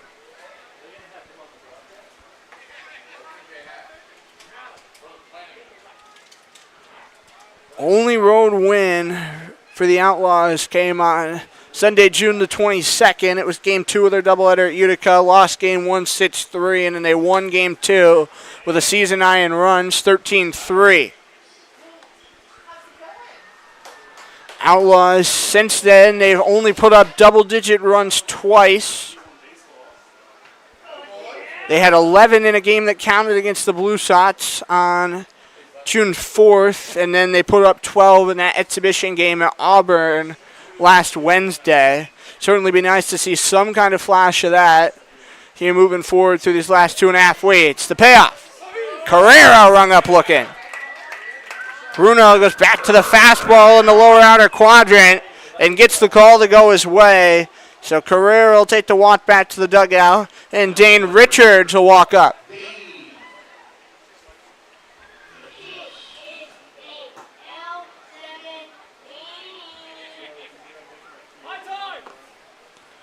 Richards having a quick conversation with Logan Sanchez in our home plate ump as he settles in.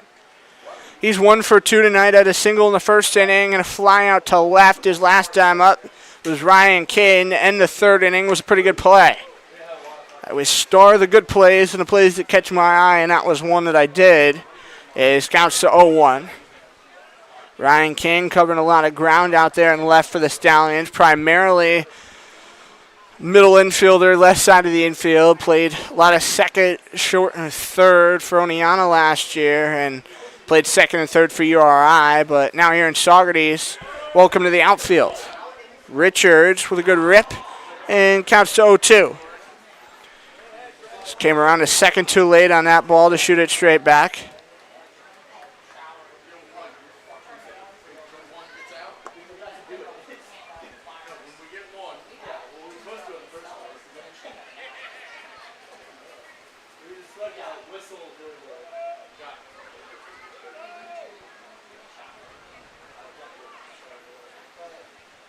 Bruno's 0-2.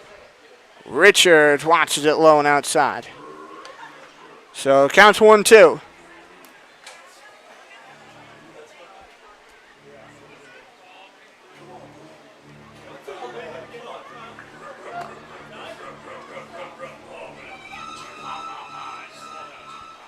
Short lead off second for Kaz.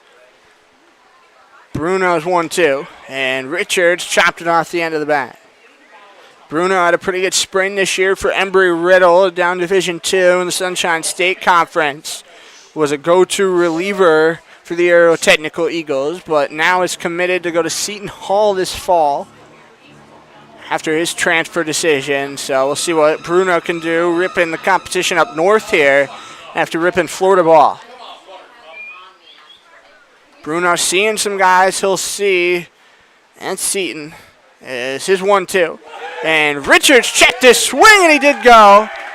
So that is back-to-back strikeouts here for Greg Bruno.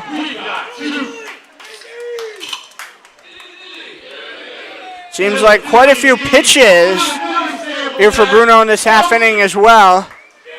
Needs 7 to get Carrera. Needs 5 to get Richards, and Uehara saw 5, so quite the half inning. Here's Zach Porter. He's 1 for 2 at a single in the first inning, and then popped one up to Sean Dertinger to end inning 3. Porter takes one eye and upstairs. Counts 1-0. Porter hoping to go back and take that starting catcher job at Wofford this next spring. With Lucas Grantham, his fellow freshman catcher, transferring to Georgia Southern, should make his road even a little bit easier to taking it, but it helps how well he's been swinging it here in Oneonta this summer to plead his case as well. Left side of the infield, Maroney on the run, bombs it over to Baker. That came out of his glove. Uehara with some heads-up base running, not going to be in time to the plate, and Cash slides in, Laws are on the board. It's 5-1. So that will be an E3. No doubt about that.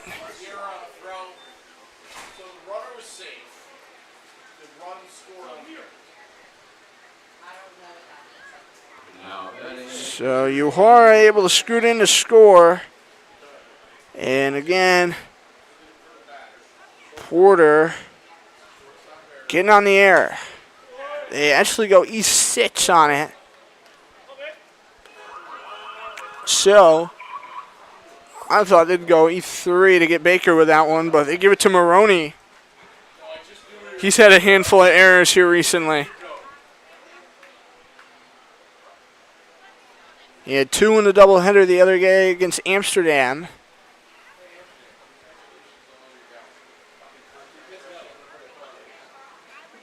Is the 0-1. And Wirtz takes a called strike, and he's now down 0-2. So at the very least, you got to kind of smile at the fact that halfway through this ball game, you're not going to be getting shut out no matter what happens here next.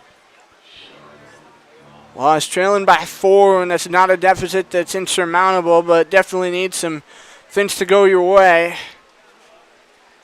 0-2. And Wirtz watching it low. 1-2.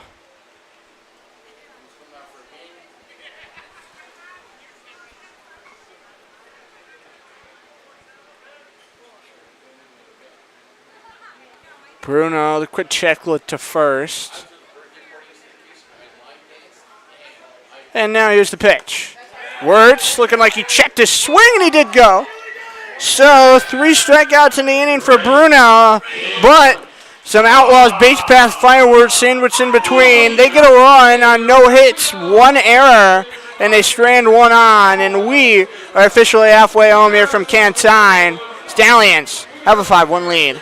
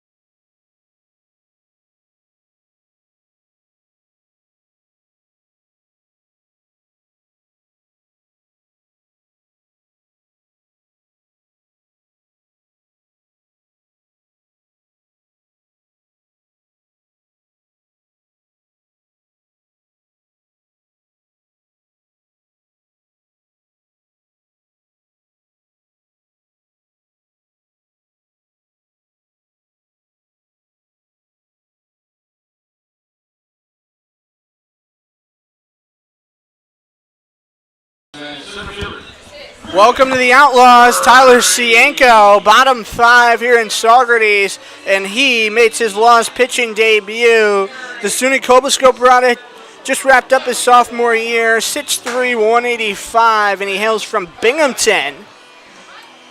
Cienko, best friend with the pitcher who you just saw throw the first 4 for the Outlaws, Alex Burciaga. They became very close, very fast. for the Fighting Tigers this year. Cienko, 2 schools in 2 years as well. Has really enjoyed his time at Cobleskill thus far, though. As his first one going to be a called strike. And works ahead 0-1 on Griffin Crane. He told me in speaking to him earlier today, he didn't exactly have his best season, show off his best stuff at Cobleskill this year. 8.31 was his ERA, 12 games, only made 2 starts, and he finished with a 2-2 record.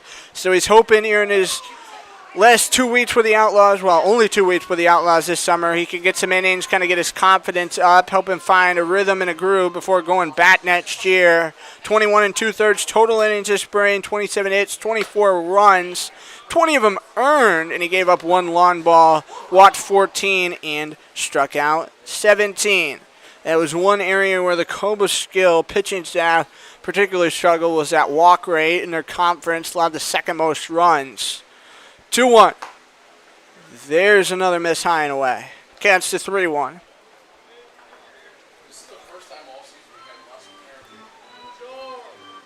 Griffin Crane's 0 for 2 tonight. Flew out to left and right in the first and third, respectively, against Burciaga. As that one wedged off the end of the bat. And the count runs fully here on Crane.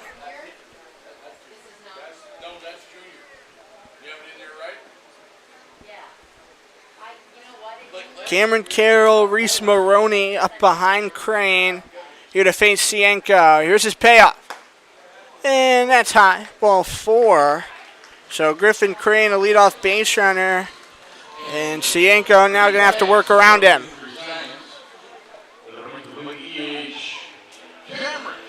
Cameron Carroll, he's 1 for 2 tonight. Ground out 4-3 in the first inning, and then he walked in the third. Wearing that 42, the elusive number around baseball.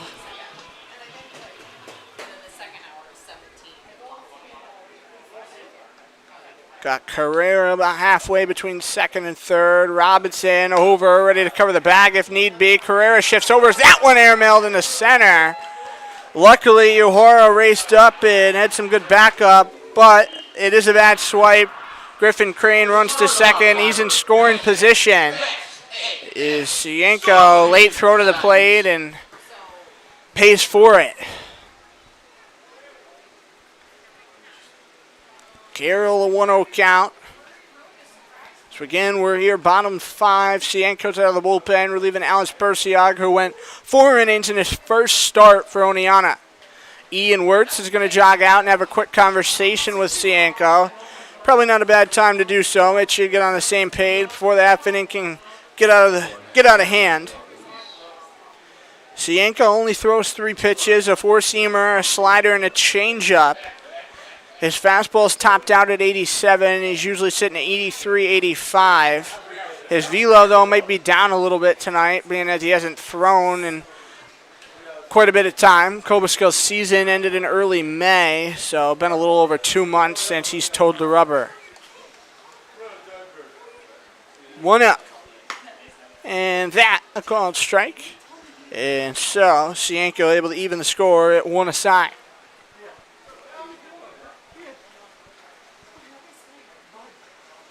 Outlaws, we already said it. They go home tomorrow. A doubleheader against Boonville starting at 5 o'clock. 2 7-inning matchups.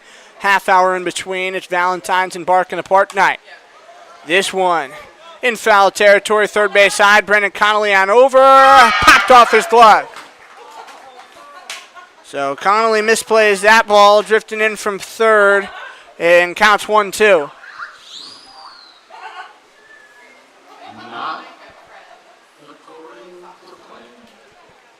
So Connolly will have to shake that one off.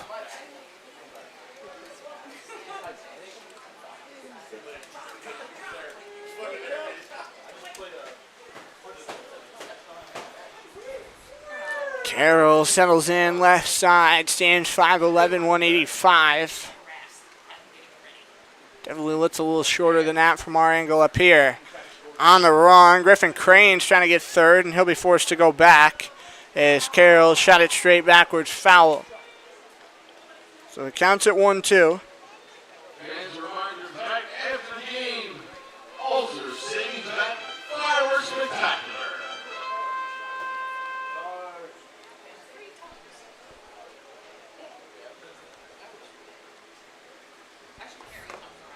Cienko turns, looks at the runner, the 1-2. And this one, again, jackknifed up behind home. So a long AB being worked here. 5 pitches in. Cameron Carroll, it's 1-2. Still.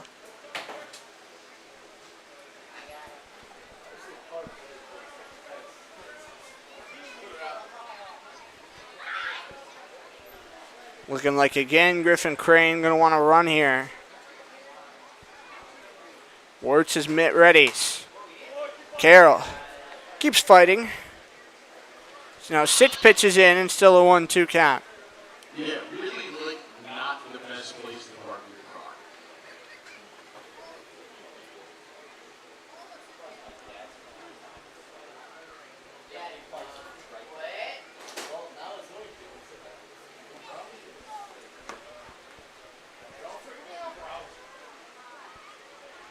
Cienko looks behind him, is again the 1-2. Blasted ball out to right field. Richards racing back towards the track, and the lights. Misplays that, it takes a bounce. Richards is trying to rule ground rule double, is rounding third. Griffin Crane trots on in. Carroll all the way to second. And Saugerties, it's 6-1. So we're going with a grounds rule double, or we're going with a dinger? Let's talk it over. So Saugerties, Cameron Carroll hoping they could somehow get a home run out of this one. It did bounce fair territory and then went up towards the fence.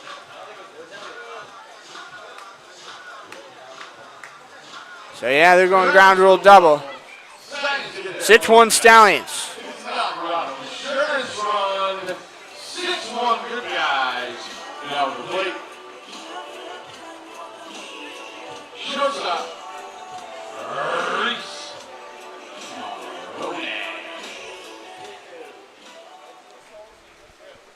So Reese Maroney is again. Stallions take the lead back by 5.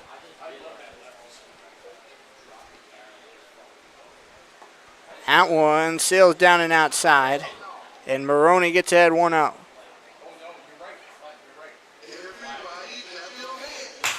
He struck out swinging in the first, flew out to right in the third.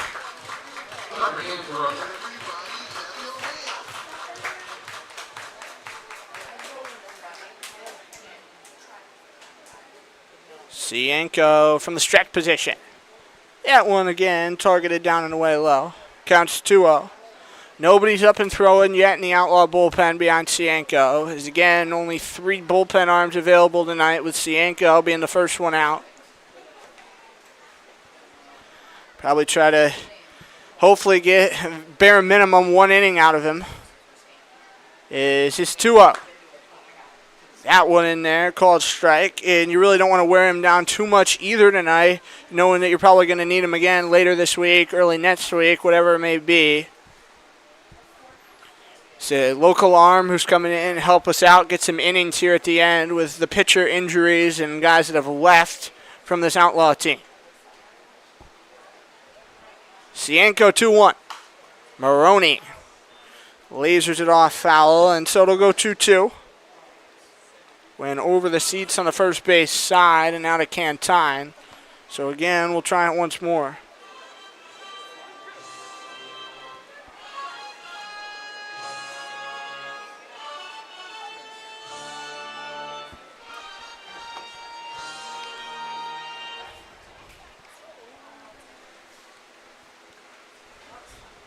Cienko looks around, and there's the offering.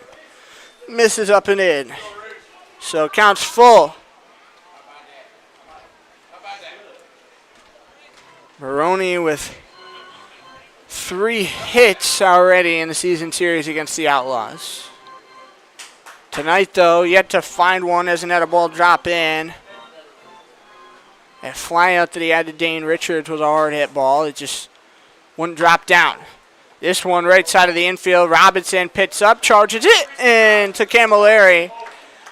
That does a job advancing the runner 90 feet, but it does put the first out on the board as Cameron Carroll goes to third after his newt to right field. Fan favorite. So 4-3, 1 out. Cameron Carroll, I never added in that RBI for him, so we'll do that now. Again, Griffin Crane started off the inning with a walk, had the double from Carroll, now the 4-3 ground out.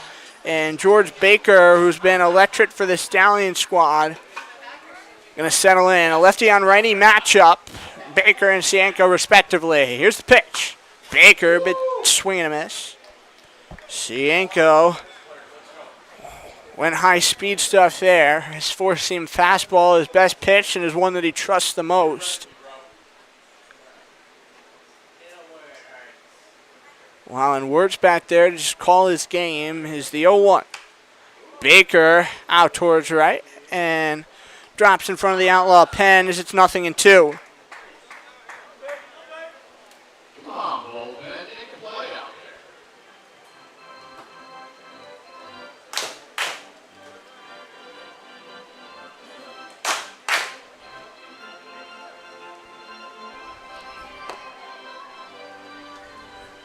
So Baker kicks that right foot in, that left foot back. And the 0-2. Big swing and a miss. And so he's retired. Now bat-to-bat sent down by Cienko after the run scored. And we'll go to Jamie Z with 2 away.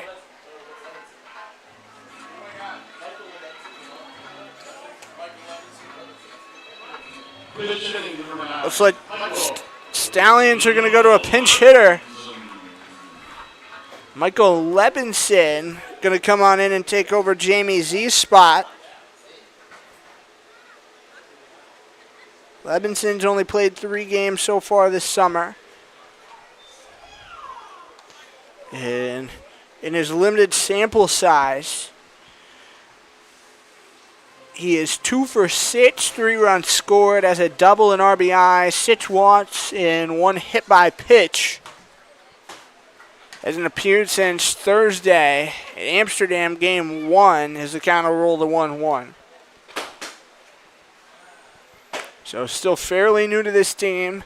So I'm having a conversation with Lorenzo Camilleri before the game. I don't know if the two know each other from back in Jersey or what. But the count's a 1-1, and that one swung right through.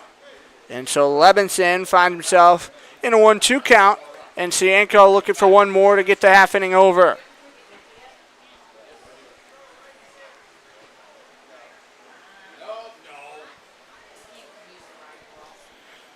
Off a third, Cameron Carroll. And that one bounces away from Wirtz. Cienko racing in, ready to cover the plate if he had to, but it's 2-2 regardless. Wirtz playing goalie to keep that one in front of him.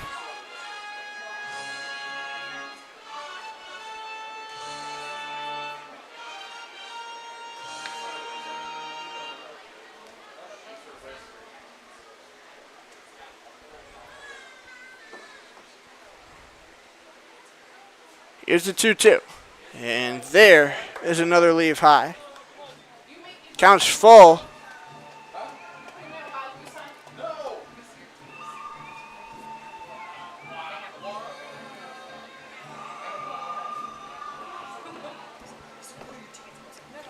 Cienko ready for yet another payoff. His third one here of the half inning. And that on a bounce. Carrera scoops and fires low. Camera really digs it out. And that will send the half inning to a close. So a 6-3 as Matt Carrera flashes the bomb that he's got in the tank. We go top 6 here in Saugerties. And it is a 6-1 Stallion score.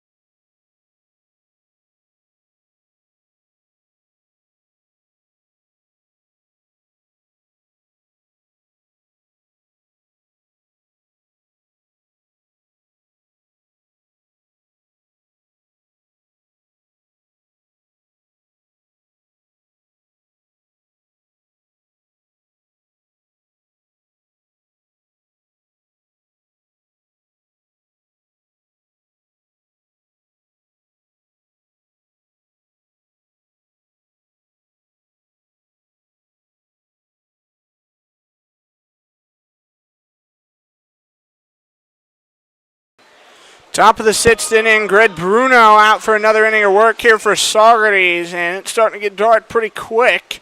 Is Lorenzo Camilleri in the box, and that one a called strike, up and outside.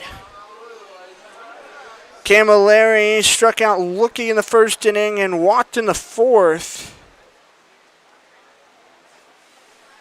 As Bruno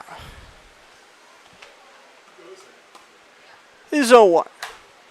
Camilleri, a missile in the air over towards the tarp, and the fans in left field going to get a ball as it'll drop to 0-2.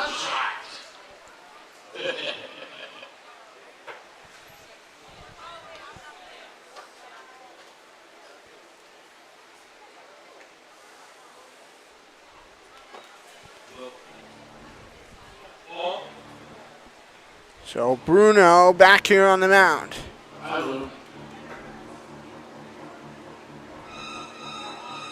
Camilleri going to have Owen Burnsworth and Brendan Connolly behind him. And the pitch. Daisy cutter right side of the infield. Z fires to Baker. There it is. 4-3 bang bang. So quick efficient out. And now it's Owen Burnsworth who's still looking for his first hit. Outlaw bats have been extremely quiet since that 1st inning. And for the Outlaws, fans, you know the rules on here on Atheist Handling. Easy counter at that.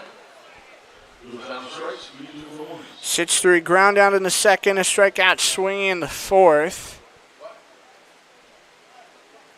And Burnsworth chops it off towards the seats on the first base side, so it's 0-1. You guys all get 2 for 1s.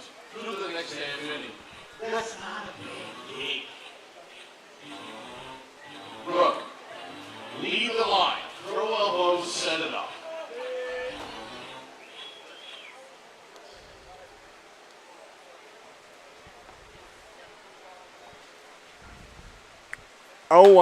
And Burnsworth right through that as it's 0-2.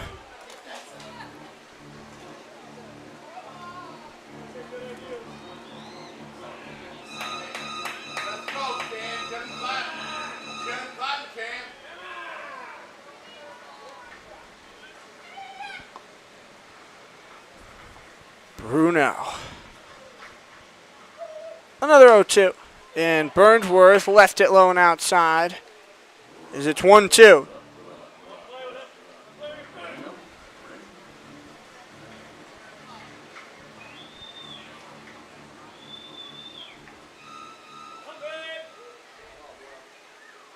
Bruno trying for another out. And Burnsworth a half swing, shot straight back to Bruno, who barehands it, flipping it to Baker, and there's 2 outs. No free beers, but that was the effort? All right, fine. We got 2. So Brendan Connolly with 2 outs, and George Baker now pinched way over off first. Brendan Conley.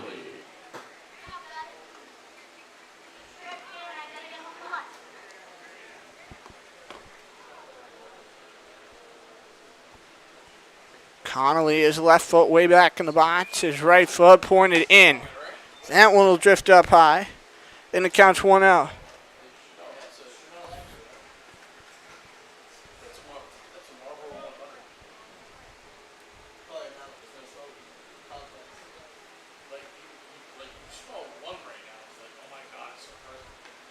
Bruno's pitch, bulleted in there, called strike.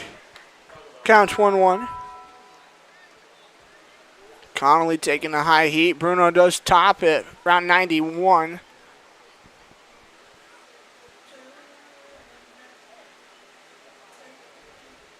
And Connolly shot this one up, foul territory, first base side. Baker over towards the track. There it is. So, that'll end the half inning. A 1-2-3 here for Oneonta, top 6. Stallions will come back to the plate, bottom half of the inning, and they still lead this thing by a 6-1 score.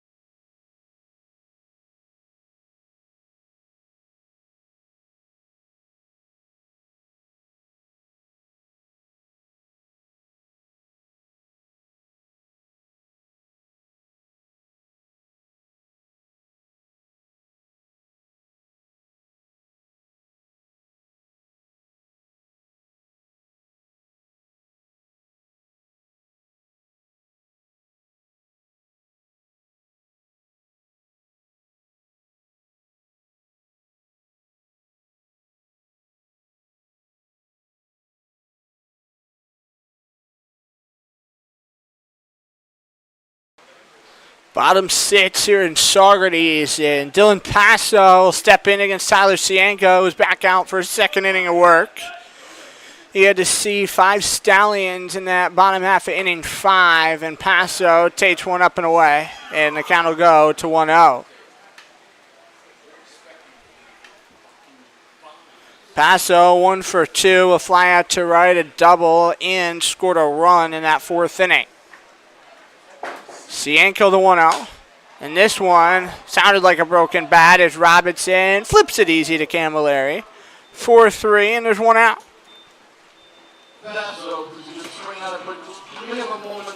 So Ryan King will now waltz up. Bullpen is still totally quiet for the Outlaws in right field, so who knows? Maybe you'll get 3 or 4 innings out of Tyler Cienko tonight. That would be big. Kane's been on base both times tonight. Hit by pitch and a run scored in the second. Had an RBI double in the 4th and also scored a run. That was the Stallions insurance half inning where they potted 3. As right now it reads 2 runs in the bottom half of the second, 3 in the 4th, and then they tacked on the additional run in the 5th.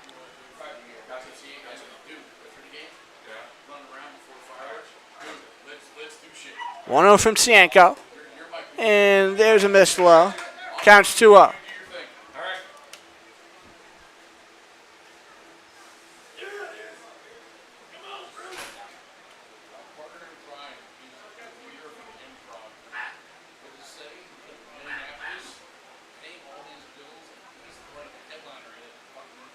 Cienko out of the stretch. And there's a miss.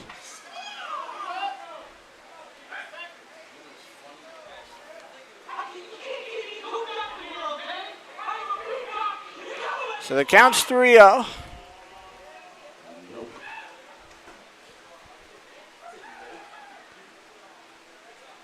And that backdoor called strike. Cienko able to frame it in there nice.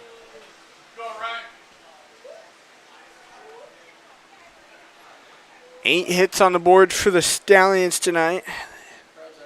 It's 2 players with multi-hits, excuse me. Cameron Carroll's got 2, Comiskey's got 2, and then 4 players with a single hit. King, an elevator shot. Camilleri comes about halfway to home and is able to make the grab. Stayed in fair territory as well. Kept his both feet inside that painted line. There's 2 outs.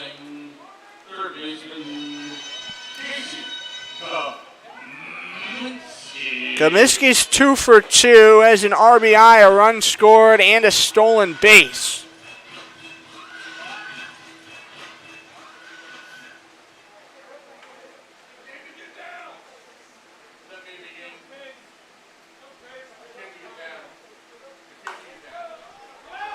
This one over towards the Outlaw dugout and going to drop in the seats is Comiskey.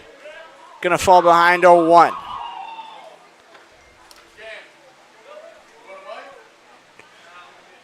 Tyler Cienko, again, this is his kind of outing to lose here out of the pen. Really gets to show off what he's got. Had a really strong first year at SUNY Broome 2 years ago, and this is his first time playing summer collegiate ball as well. So a late add to the Outlaw roster and really kind of gets to show off his arm. I know he loves it at SUNY Cobleskill, but some of these guys come to summer ball, really kind of find themselves and say, man, I know I can compete with the best of the best, and look to move on to something else. But Cobleskill, he's really been enjoying the classwork he's been doing. He's really enjoyed the atmosphere, the environment, because he's studying wildlife management. He wants to be a biologist or a teacher after he's done with school. That one drifts high, and it'll go 2-1.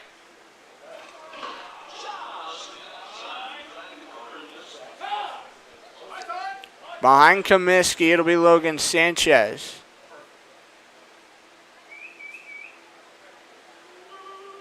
And that one, another swing and a miss. And it's 2-2.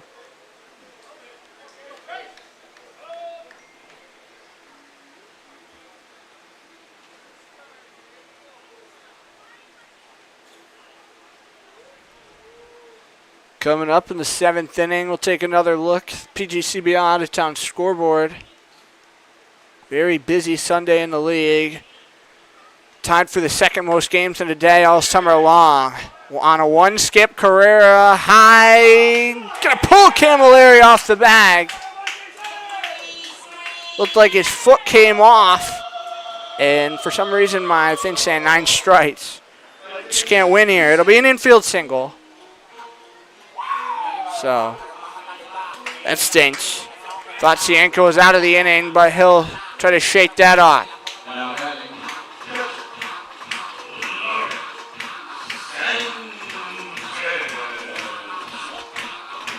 Sanchez, 1 for 2 tonight, has 2 RBIs, also a single. Now Oneonta's going to get somebody throwing in the pen. It's like Cole Walters is the man. In the second, out. So Casey Comiskey going to be nabbed out. 2-4, caught stealing. Logan Sanchez, that was a ball, but he will be back at the dish when Saugerties comes back up bottom 7. But first, we go top half of the inning, and the Outlaws have just 1 run to the Stallions 6, so they're down by 5, looking for offense when we return.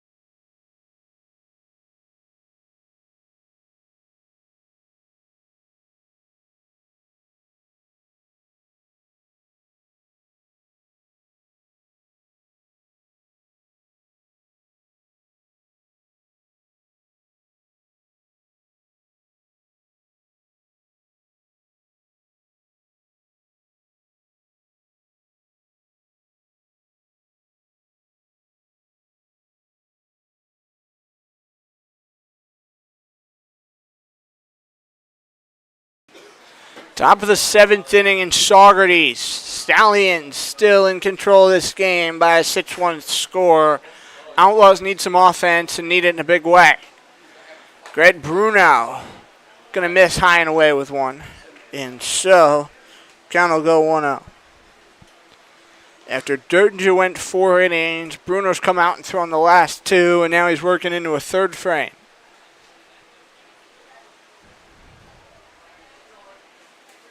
The 1-0. Sprayed out towards right in foul territory. Fitzsimmons runs out of room as it went into the Outlaw pen, and so it'll be 1-1. Cole Waters is still throwing down there in right, so got to assume that he's going to take over the mound in the bottom half of the 7th and make his Laws debut. He was a guy who I picked up last night, didn't make the trip to Utica, but instead went, helped Waters move in.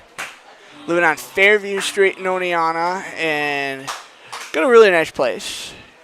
Outlaws try to give the best of arrangements to our players, but Waters, a couple of bats. He took the bus all the way out to New York City, transitioned to another bus as it was Detroit to NYC, and then NYC up to Oneonta. So got to see some of his family while he was in NYC as well, and he made it seem like it was a pretty good trip, even though it was a long, long day of travel. The 1-2. Robinson won't offer at that, as it'll go to 2-2. He's all about winning as well. He was really dead set on. He just wanted to come here and help this team win some ball games. Really just wants to play, get some innings, get some reps at the plate. Going to Mineral Area College next year. As Bruno's 2-2. And that bounced in the dirt. Count goes full.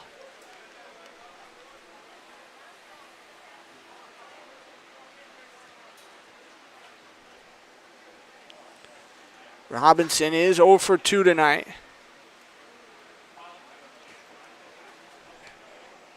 Popped out to third and popped up behind the plate is the payoff.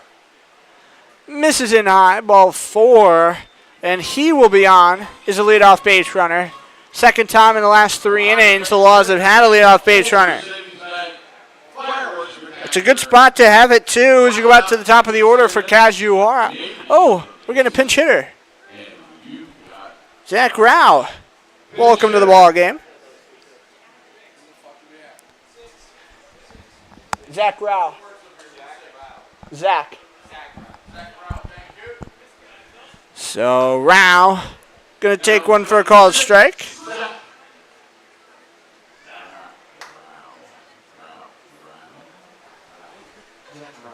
Rao 1 for 8 in the season series against Saugerties with a run, 2 walks, 2 strikeouts, and a stolen base. Is Bruno's 0-1. And Rao left it outside. Is it'll run to 1-1.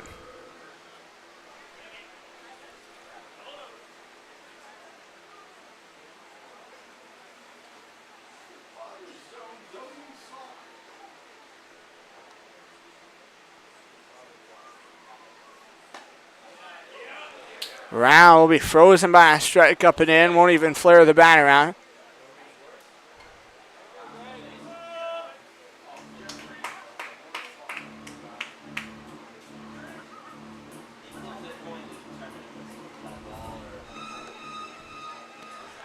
So the 1-2. And on the run goes Robinson as this one roped out towards left in front of the track. Gets caught by King. And there will be 1 out.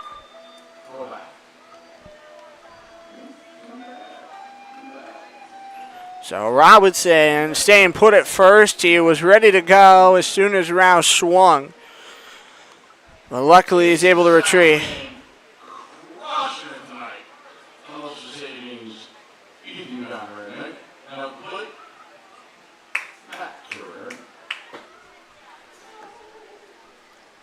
Carrera's 0 for 3 is Bruno. Bullets a strike in there, and it's 0-1.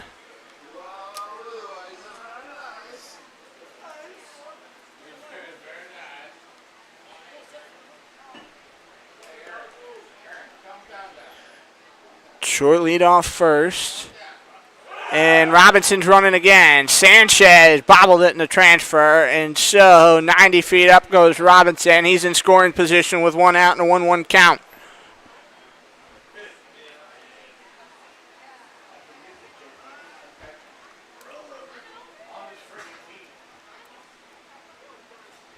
Bruno still out of the stretch here. Again, just 4 hits for the Outlaws. And Bruno hasn't allowed a single one. All were charged to Dertinger. Carrera over the Outlaw dugout, leaves the ballpark.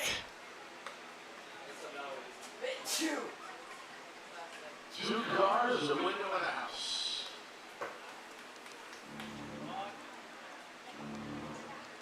That was just what you shot.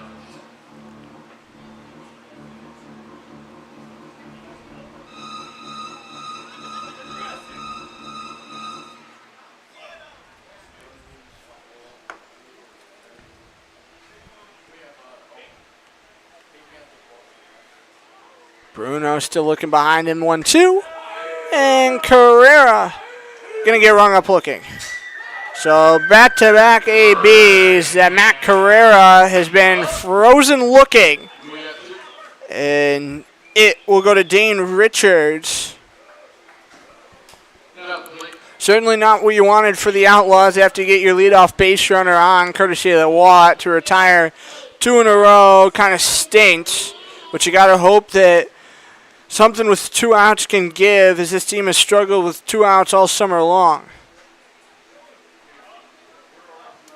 Bruno looking back behind him as there's a called strike, and Richards is down in the count 0-1.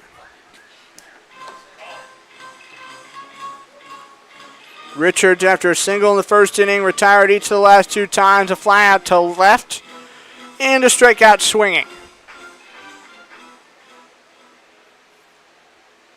The 0-1. Richards right through that again, and it's 0-2.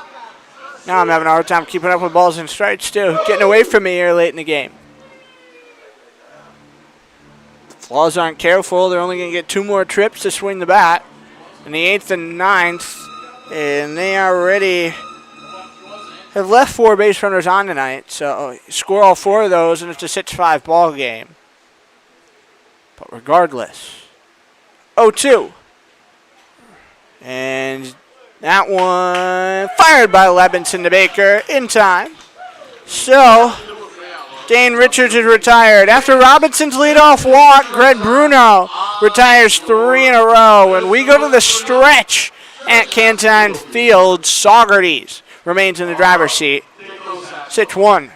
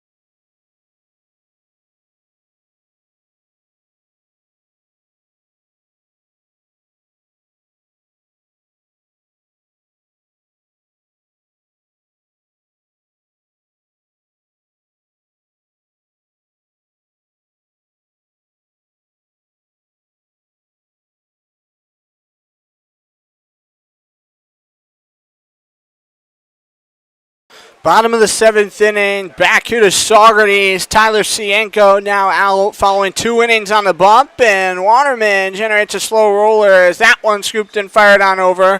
Robinson to Camilleri. 1 pitch, 1 out. Retiring Logan Sanchez. So that's efficient baseball. Standing out on the hill, Waterman 6'2", 200 pounds. Comes to the Laws from Detroit.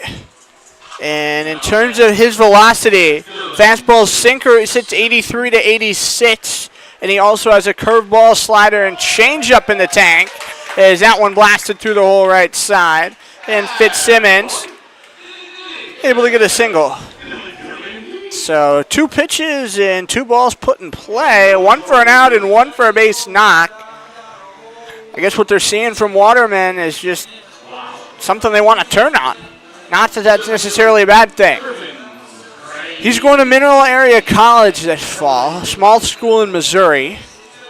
It's actually where Hugo Conhorst on the Outlaws went for his first year of ball before going to Herkimer for a year, and now he's headed to Westchester for his 3rd year.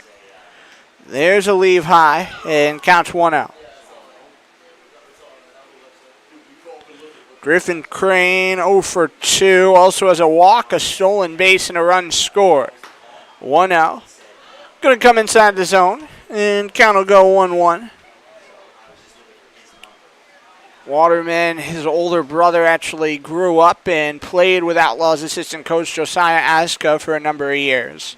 Their families are very close. Is towards the right center gap. That'll fall for a hit. Rounded second. Send is on for Fitzsimmons to go to 3rd. And runners will be at the corners for the Stallions with 1 out. So that's not ideal. Now you hope if you're Waterman, you can get a ground ball on the infield and hope your guys behind you can find a way to flip too. Outlaws haven't flipped a DP all night long.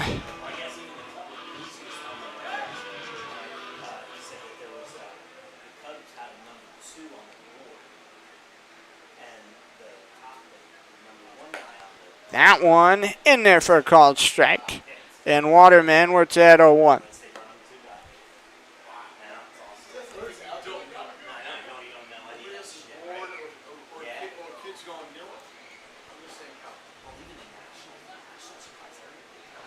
And that's a pitch out. And Wirtz had to slide over and keep it in front of him. So the count's to 1-1.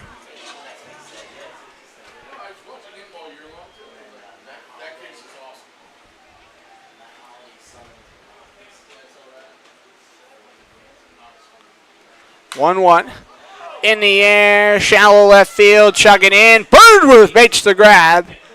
What a play. Owen Birdworth continuing to shine out there in the outfield depth. And leave his fingerprints on this game as there's 2 outs for now. Reese Maroney. Maroney's 0 for 3 tonight, trying to change the tune of this game.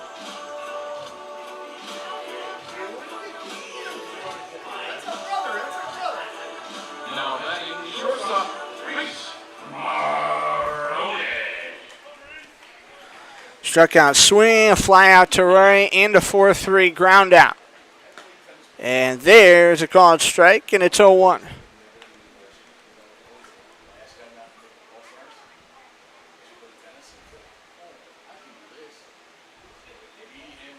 Waterman set up here out of the stretch. And the pitch. Misses high and away. Counts 1-1.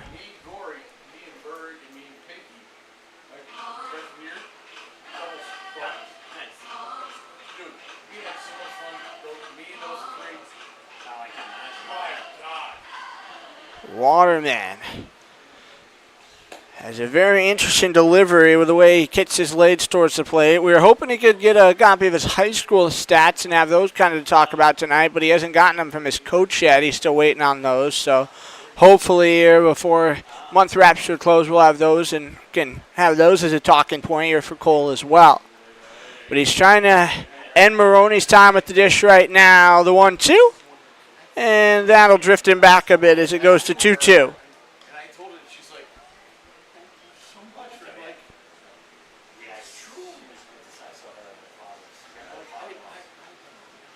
Cole, a very sound hurler on the mound, can also play first, play some outfield as well, and just a do-it-all guy who can do whatever's asked of him. He just wants to, as I said, win baseball games and play.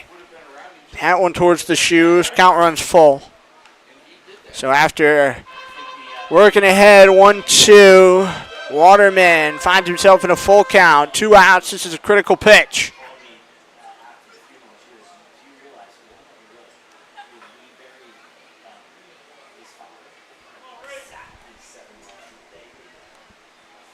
Waterman turns and looks to first. The payout. Sprayed up a mile high, foul territory. We're tracing over, and that hit the top of the Outlaw dugout, and so we'll try it again.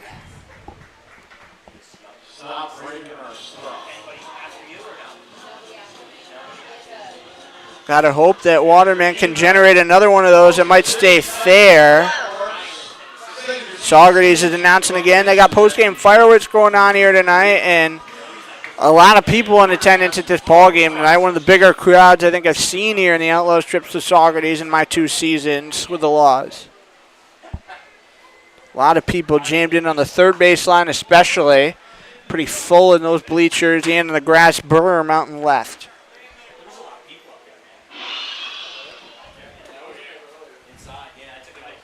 Maroney. Now 7 pitches in.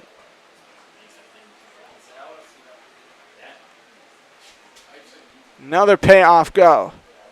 And both base runners moving as this one chopped towards third. Connolly on the run, guns it over, bounced it to Camilleri, but got it there in time. So that will end the half inning. Cole Waterman gets some help and gets out of the jam. Stallions strand base runners at the corners, and we go top 8th here in Saugerties. 6-1, Stallions.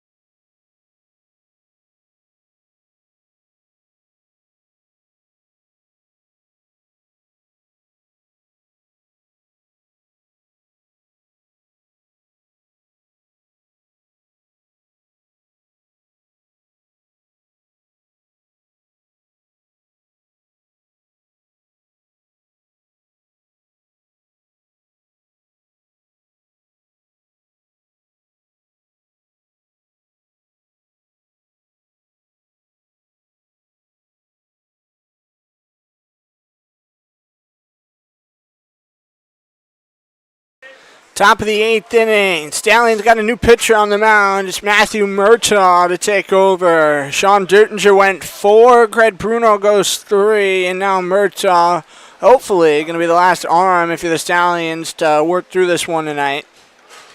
Probably going to have to go 2 innings. Unless, of course, you can find a way to put together a nice big spot of 5 this bottom half of the 8th, but Stallions haven't played in more than 3.5 innings all night long. Zach Porter on the 1-0, lofted out to shallow center, drifting in, gets caught on the run. Griffin Crane, and there's 1 away. Next it'll be Ian Wirtz. Matthew Murtaugh has spent some time with the man of the night, the man of the hour, the local product, Ethan Conrad, who got drafted 17th overall tonight by Ethan Conrad. They were teammates at school, teammates Legion Ball, and teammates here growing up playing as well. Murtaugh in the summer for Saugerties has a 1-1 record in 5 appearances. This is his first one against the Outlaws. He has 2 saves, 13 in the 3rd innings, 18 hits, 11 runs, 11 earned. And he has walked 4, struck out 10. Wirtz clipped that one off the bat and came foul towards Lorenzo Camilleri as the count drops to 0-2.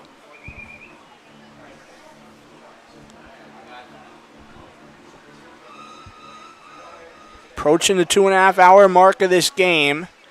Again, fireworks going to be shot off post-game here at Cantine and Saugerties. We'll be getting on the bus, heading back to Oni, though. Got to get locked in with the doubleheader coming up tomorrow. Got to give these guys some much-needed rest overnight. Got to play 14 innings tomorrow. Got to fill them however you can. Is the 1-2. And Wirtz, he did tip that one, so he'll stay alive. 11-4, the hits favors Saugerties. Two errors for the Stallions to 1 for Oneonta, and it's a 6-1 score where it matters. Wirtz, pitch swing and a miss, and there's 2 outs. Murtaugh, a lot of power on that fastball, and he generated what was a massive swing. So Lorenzo Camilleri going to try to keep the 8th inning going. And we promised another look at the out-of-town scoreboard, and we never got there. So I guess we're going to have to get there. I always get a little forgetsy about the out-of-town scoreboard. And that one will drift up and away. And the count's 1-0.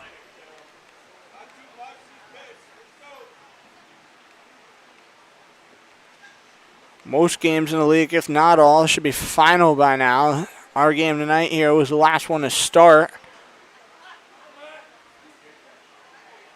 Is the 1-0. And there's a good rip, but Camarelli can't connect, so it'll go 1-1. Every game is indeed final, except for that canceled second game between Batavia and Newark due to the weather at Colburn. And we'll run through them all here in a second. But Murtaugh, his 1-1. Camarelli is swinging a miss, and he goes down 1-2. Game 1 between Niagara and Elmira. Only went 5 innings. Pioneers took it 15-2. Game 1, Geneva Jamestown went to the Tarp Scrunch 4-1, 7 innings full. Game 2, Elmira sweeping the doubleheaders. They take down the Iron Bats 7-1. Is the 1-2. And Camarelli going to get frozen. So back-to-back Ks. Murtaugh mows him down 1-2-3. That's now 10 of the last 11 retired by Saugerties pitchers, dating back to Bruno's 6th inning. We go to bottom 8, and when we come back, we'll finish looking around the horn at the out-of-town scoreboard. But again, it is a 6-1 Stallion score.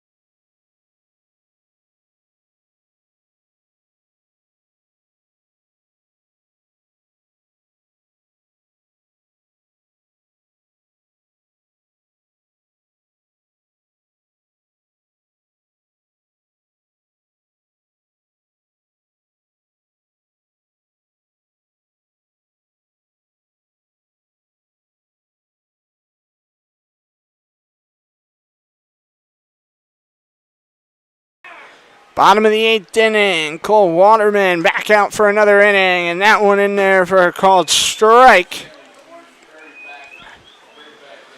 So it's George Baker at the plate with Michael Levinson, Dylan Passo to follow. It should potentially be the Stallions' last ups of the night as that'll come in, plunk him. And Baker going to be a leadoff base runner.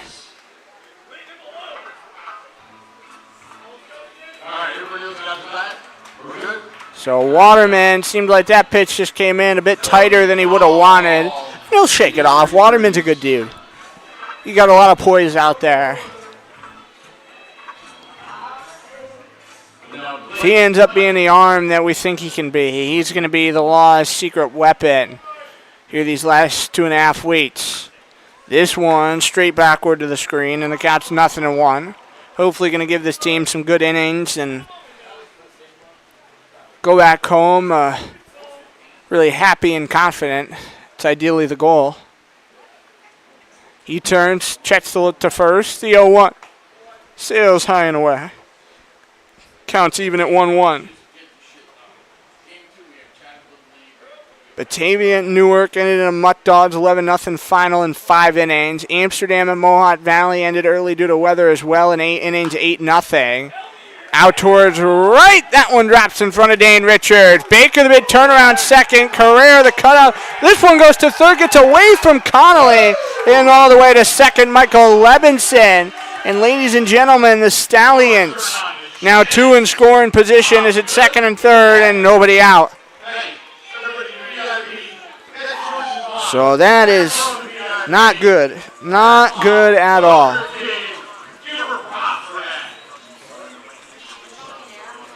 Richard So was good. I mean, you can't take anything away from that throw. It just, I don't know, it was low. It was something. But now it's still Passo's turn. That one will sail up and be ball 1.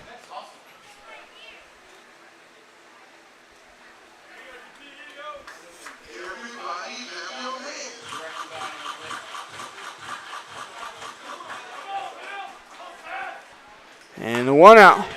Turned out shallow left, gets caught by Carrera, who reigns backwards. So it'll be a P6, and there's 1 out. Zach Rao was ready to race in as well, as again he took over for Owen Burnsworth earlier on. Ryan King will settle in.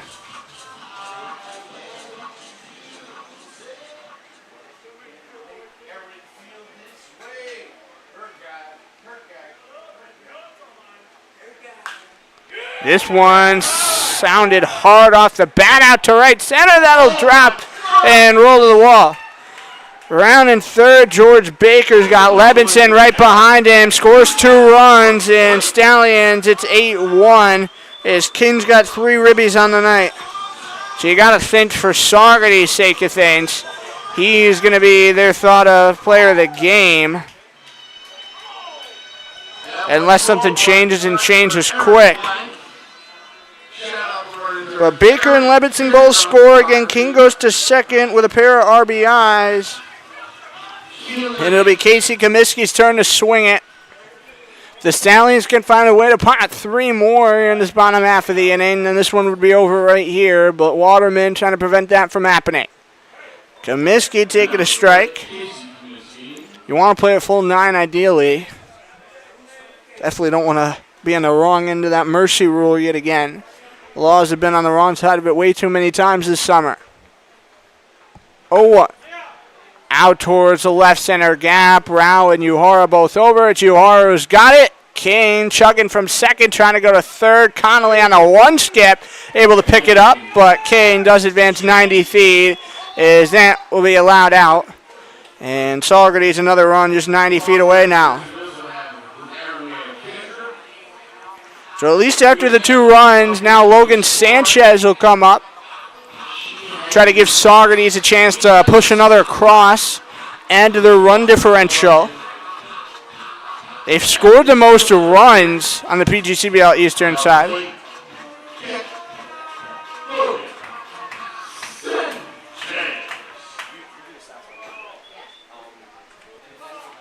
So Waterman allows that one. Right side foul territory. That one. Just barely. Lorenzo Camilleri couldn't scoop it.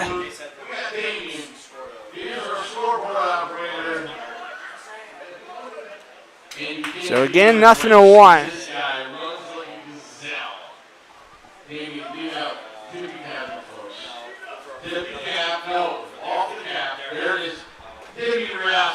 Waterman out of the stretch. 0-1. And that one sails high and away. Counts 1-1.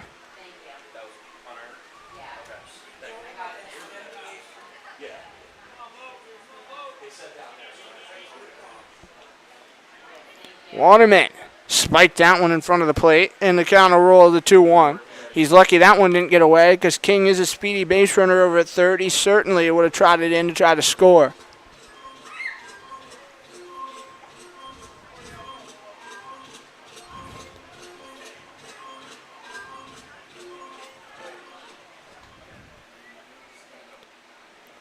Waterman airmailed that pitch, and it goes to 3-1.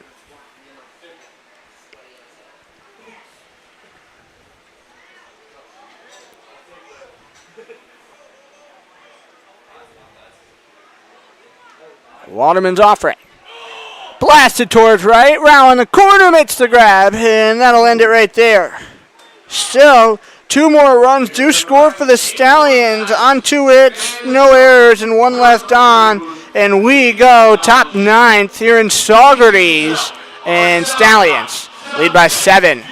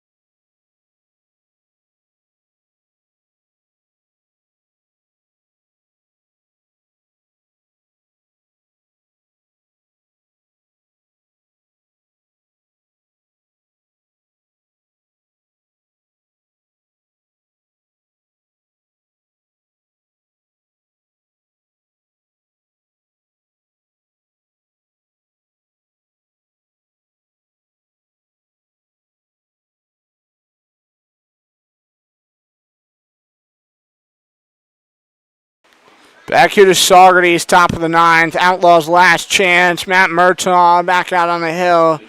Trying to go 2 innings here to close this one out, slam the door, get it done. And Burnsworth in to start it off. And he lays off the first one as it's a miss in, and it's ball 1. Burnsworth so far tonight, 0 for 3. 6-3 ground out, a strikeout swing, and a 1-3 ground out as he knifes right through one. And the count's at 1-1.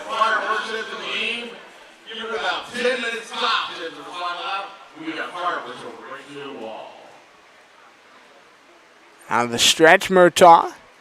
And it pops off the glove of Sanchez. Got away as it rolls to 2-1.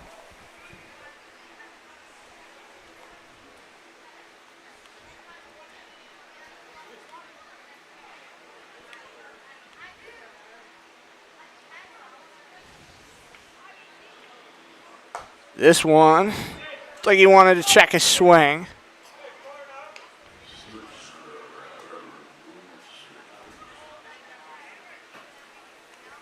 And it's 3-1 regardless, though.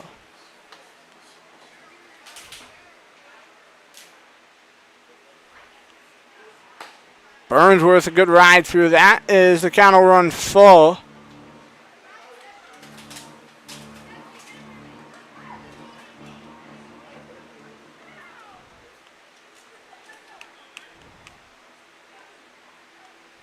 And Burnsworth run up looking.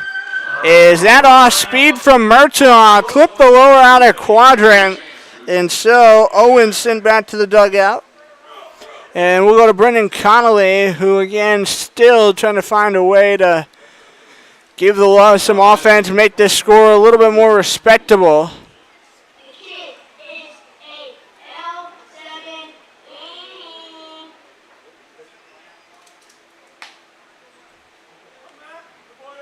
Out one.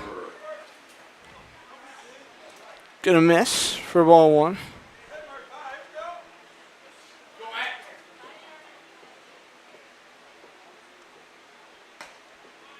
And Connolly now taking a strike call as it goes to 1-1.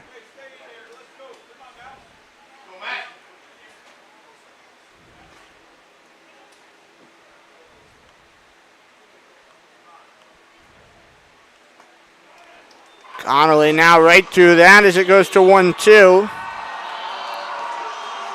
And again, Matthew Murtaugh just drawing up swing and miss stuff.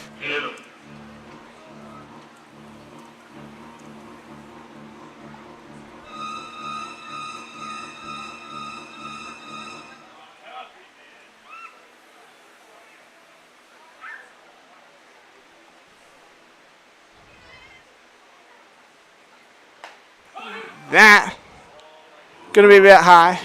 Is it?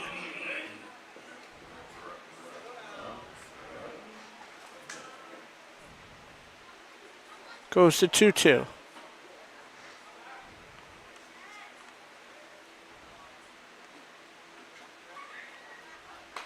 Connolly is swinging a miss. And the half inning needs just one more out.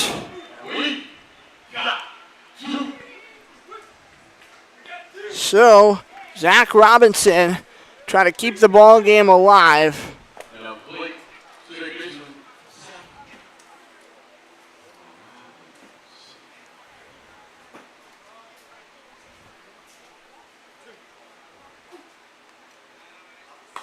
Robinson takes called strike as Murtaugh went to his fastball.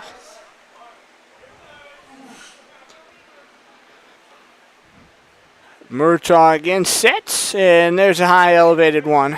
Is the count at 1-1.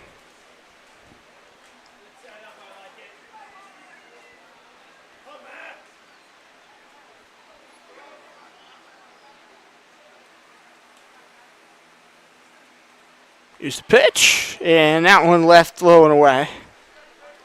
It's 2-1.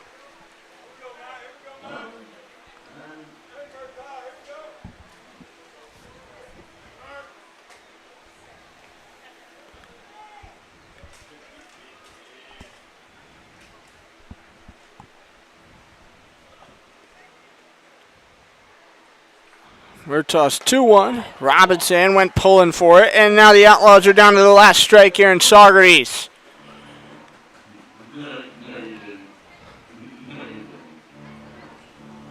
So again, Murtaugh needs just one more to end it. He's trying to strike out the side here in the ninth inning. Close it out with a bang before we get the big bangs here in Saugerties. The 2-2, and airmail that one to the backstop, and so the count will run full.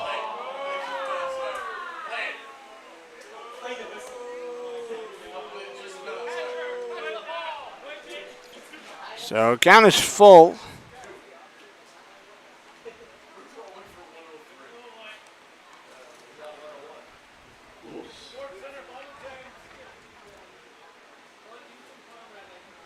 Here's the payoff coming up to Robinson.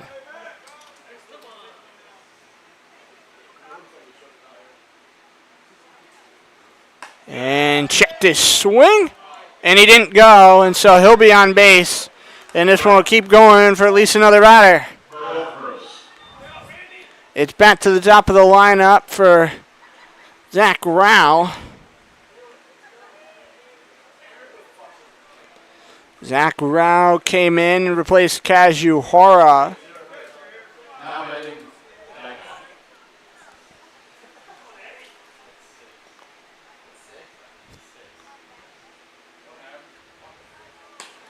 And he's playing left since coming in. Yohara was playing center. They made the defensive shift as Rao goes to left, and Burnsworth went to center.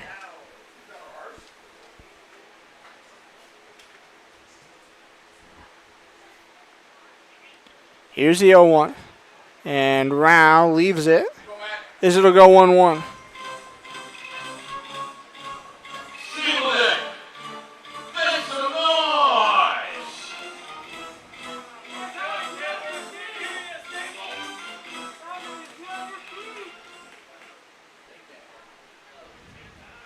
The 1-1.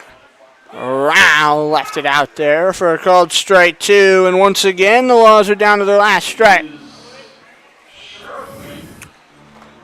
One more boom before the big booms is all the Stallions need. Fireworks to follow this ball game here in Saugerties. Just the second fireworks night of the year other than 4th of July. The pitch. Rao rung up looking, and this one is over. Saugerties has taken each of the first 6 in the season series against the Outlaws. Your final line for Oneonta is 1 run on 4 hits, 1 error.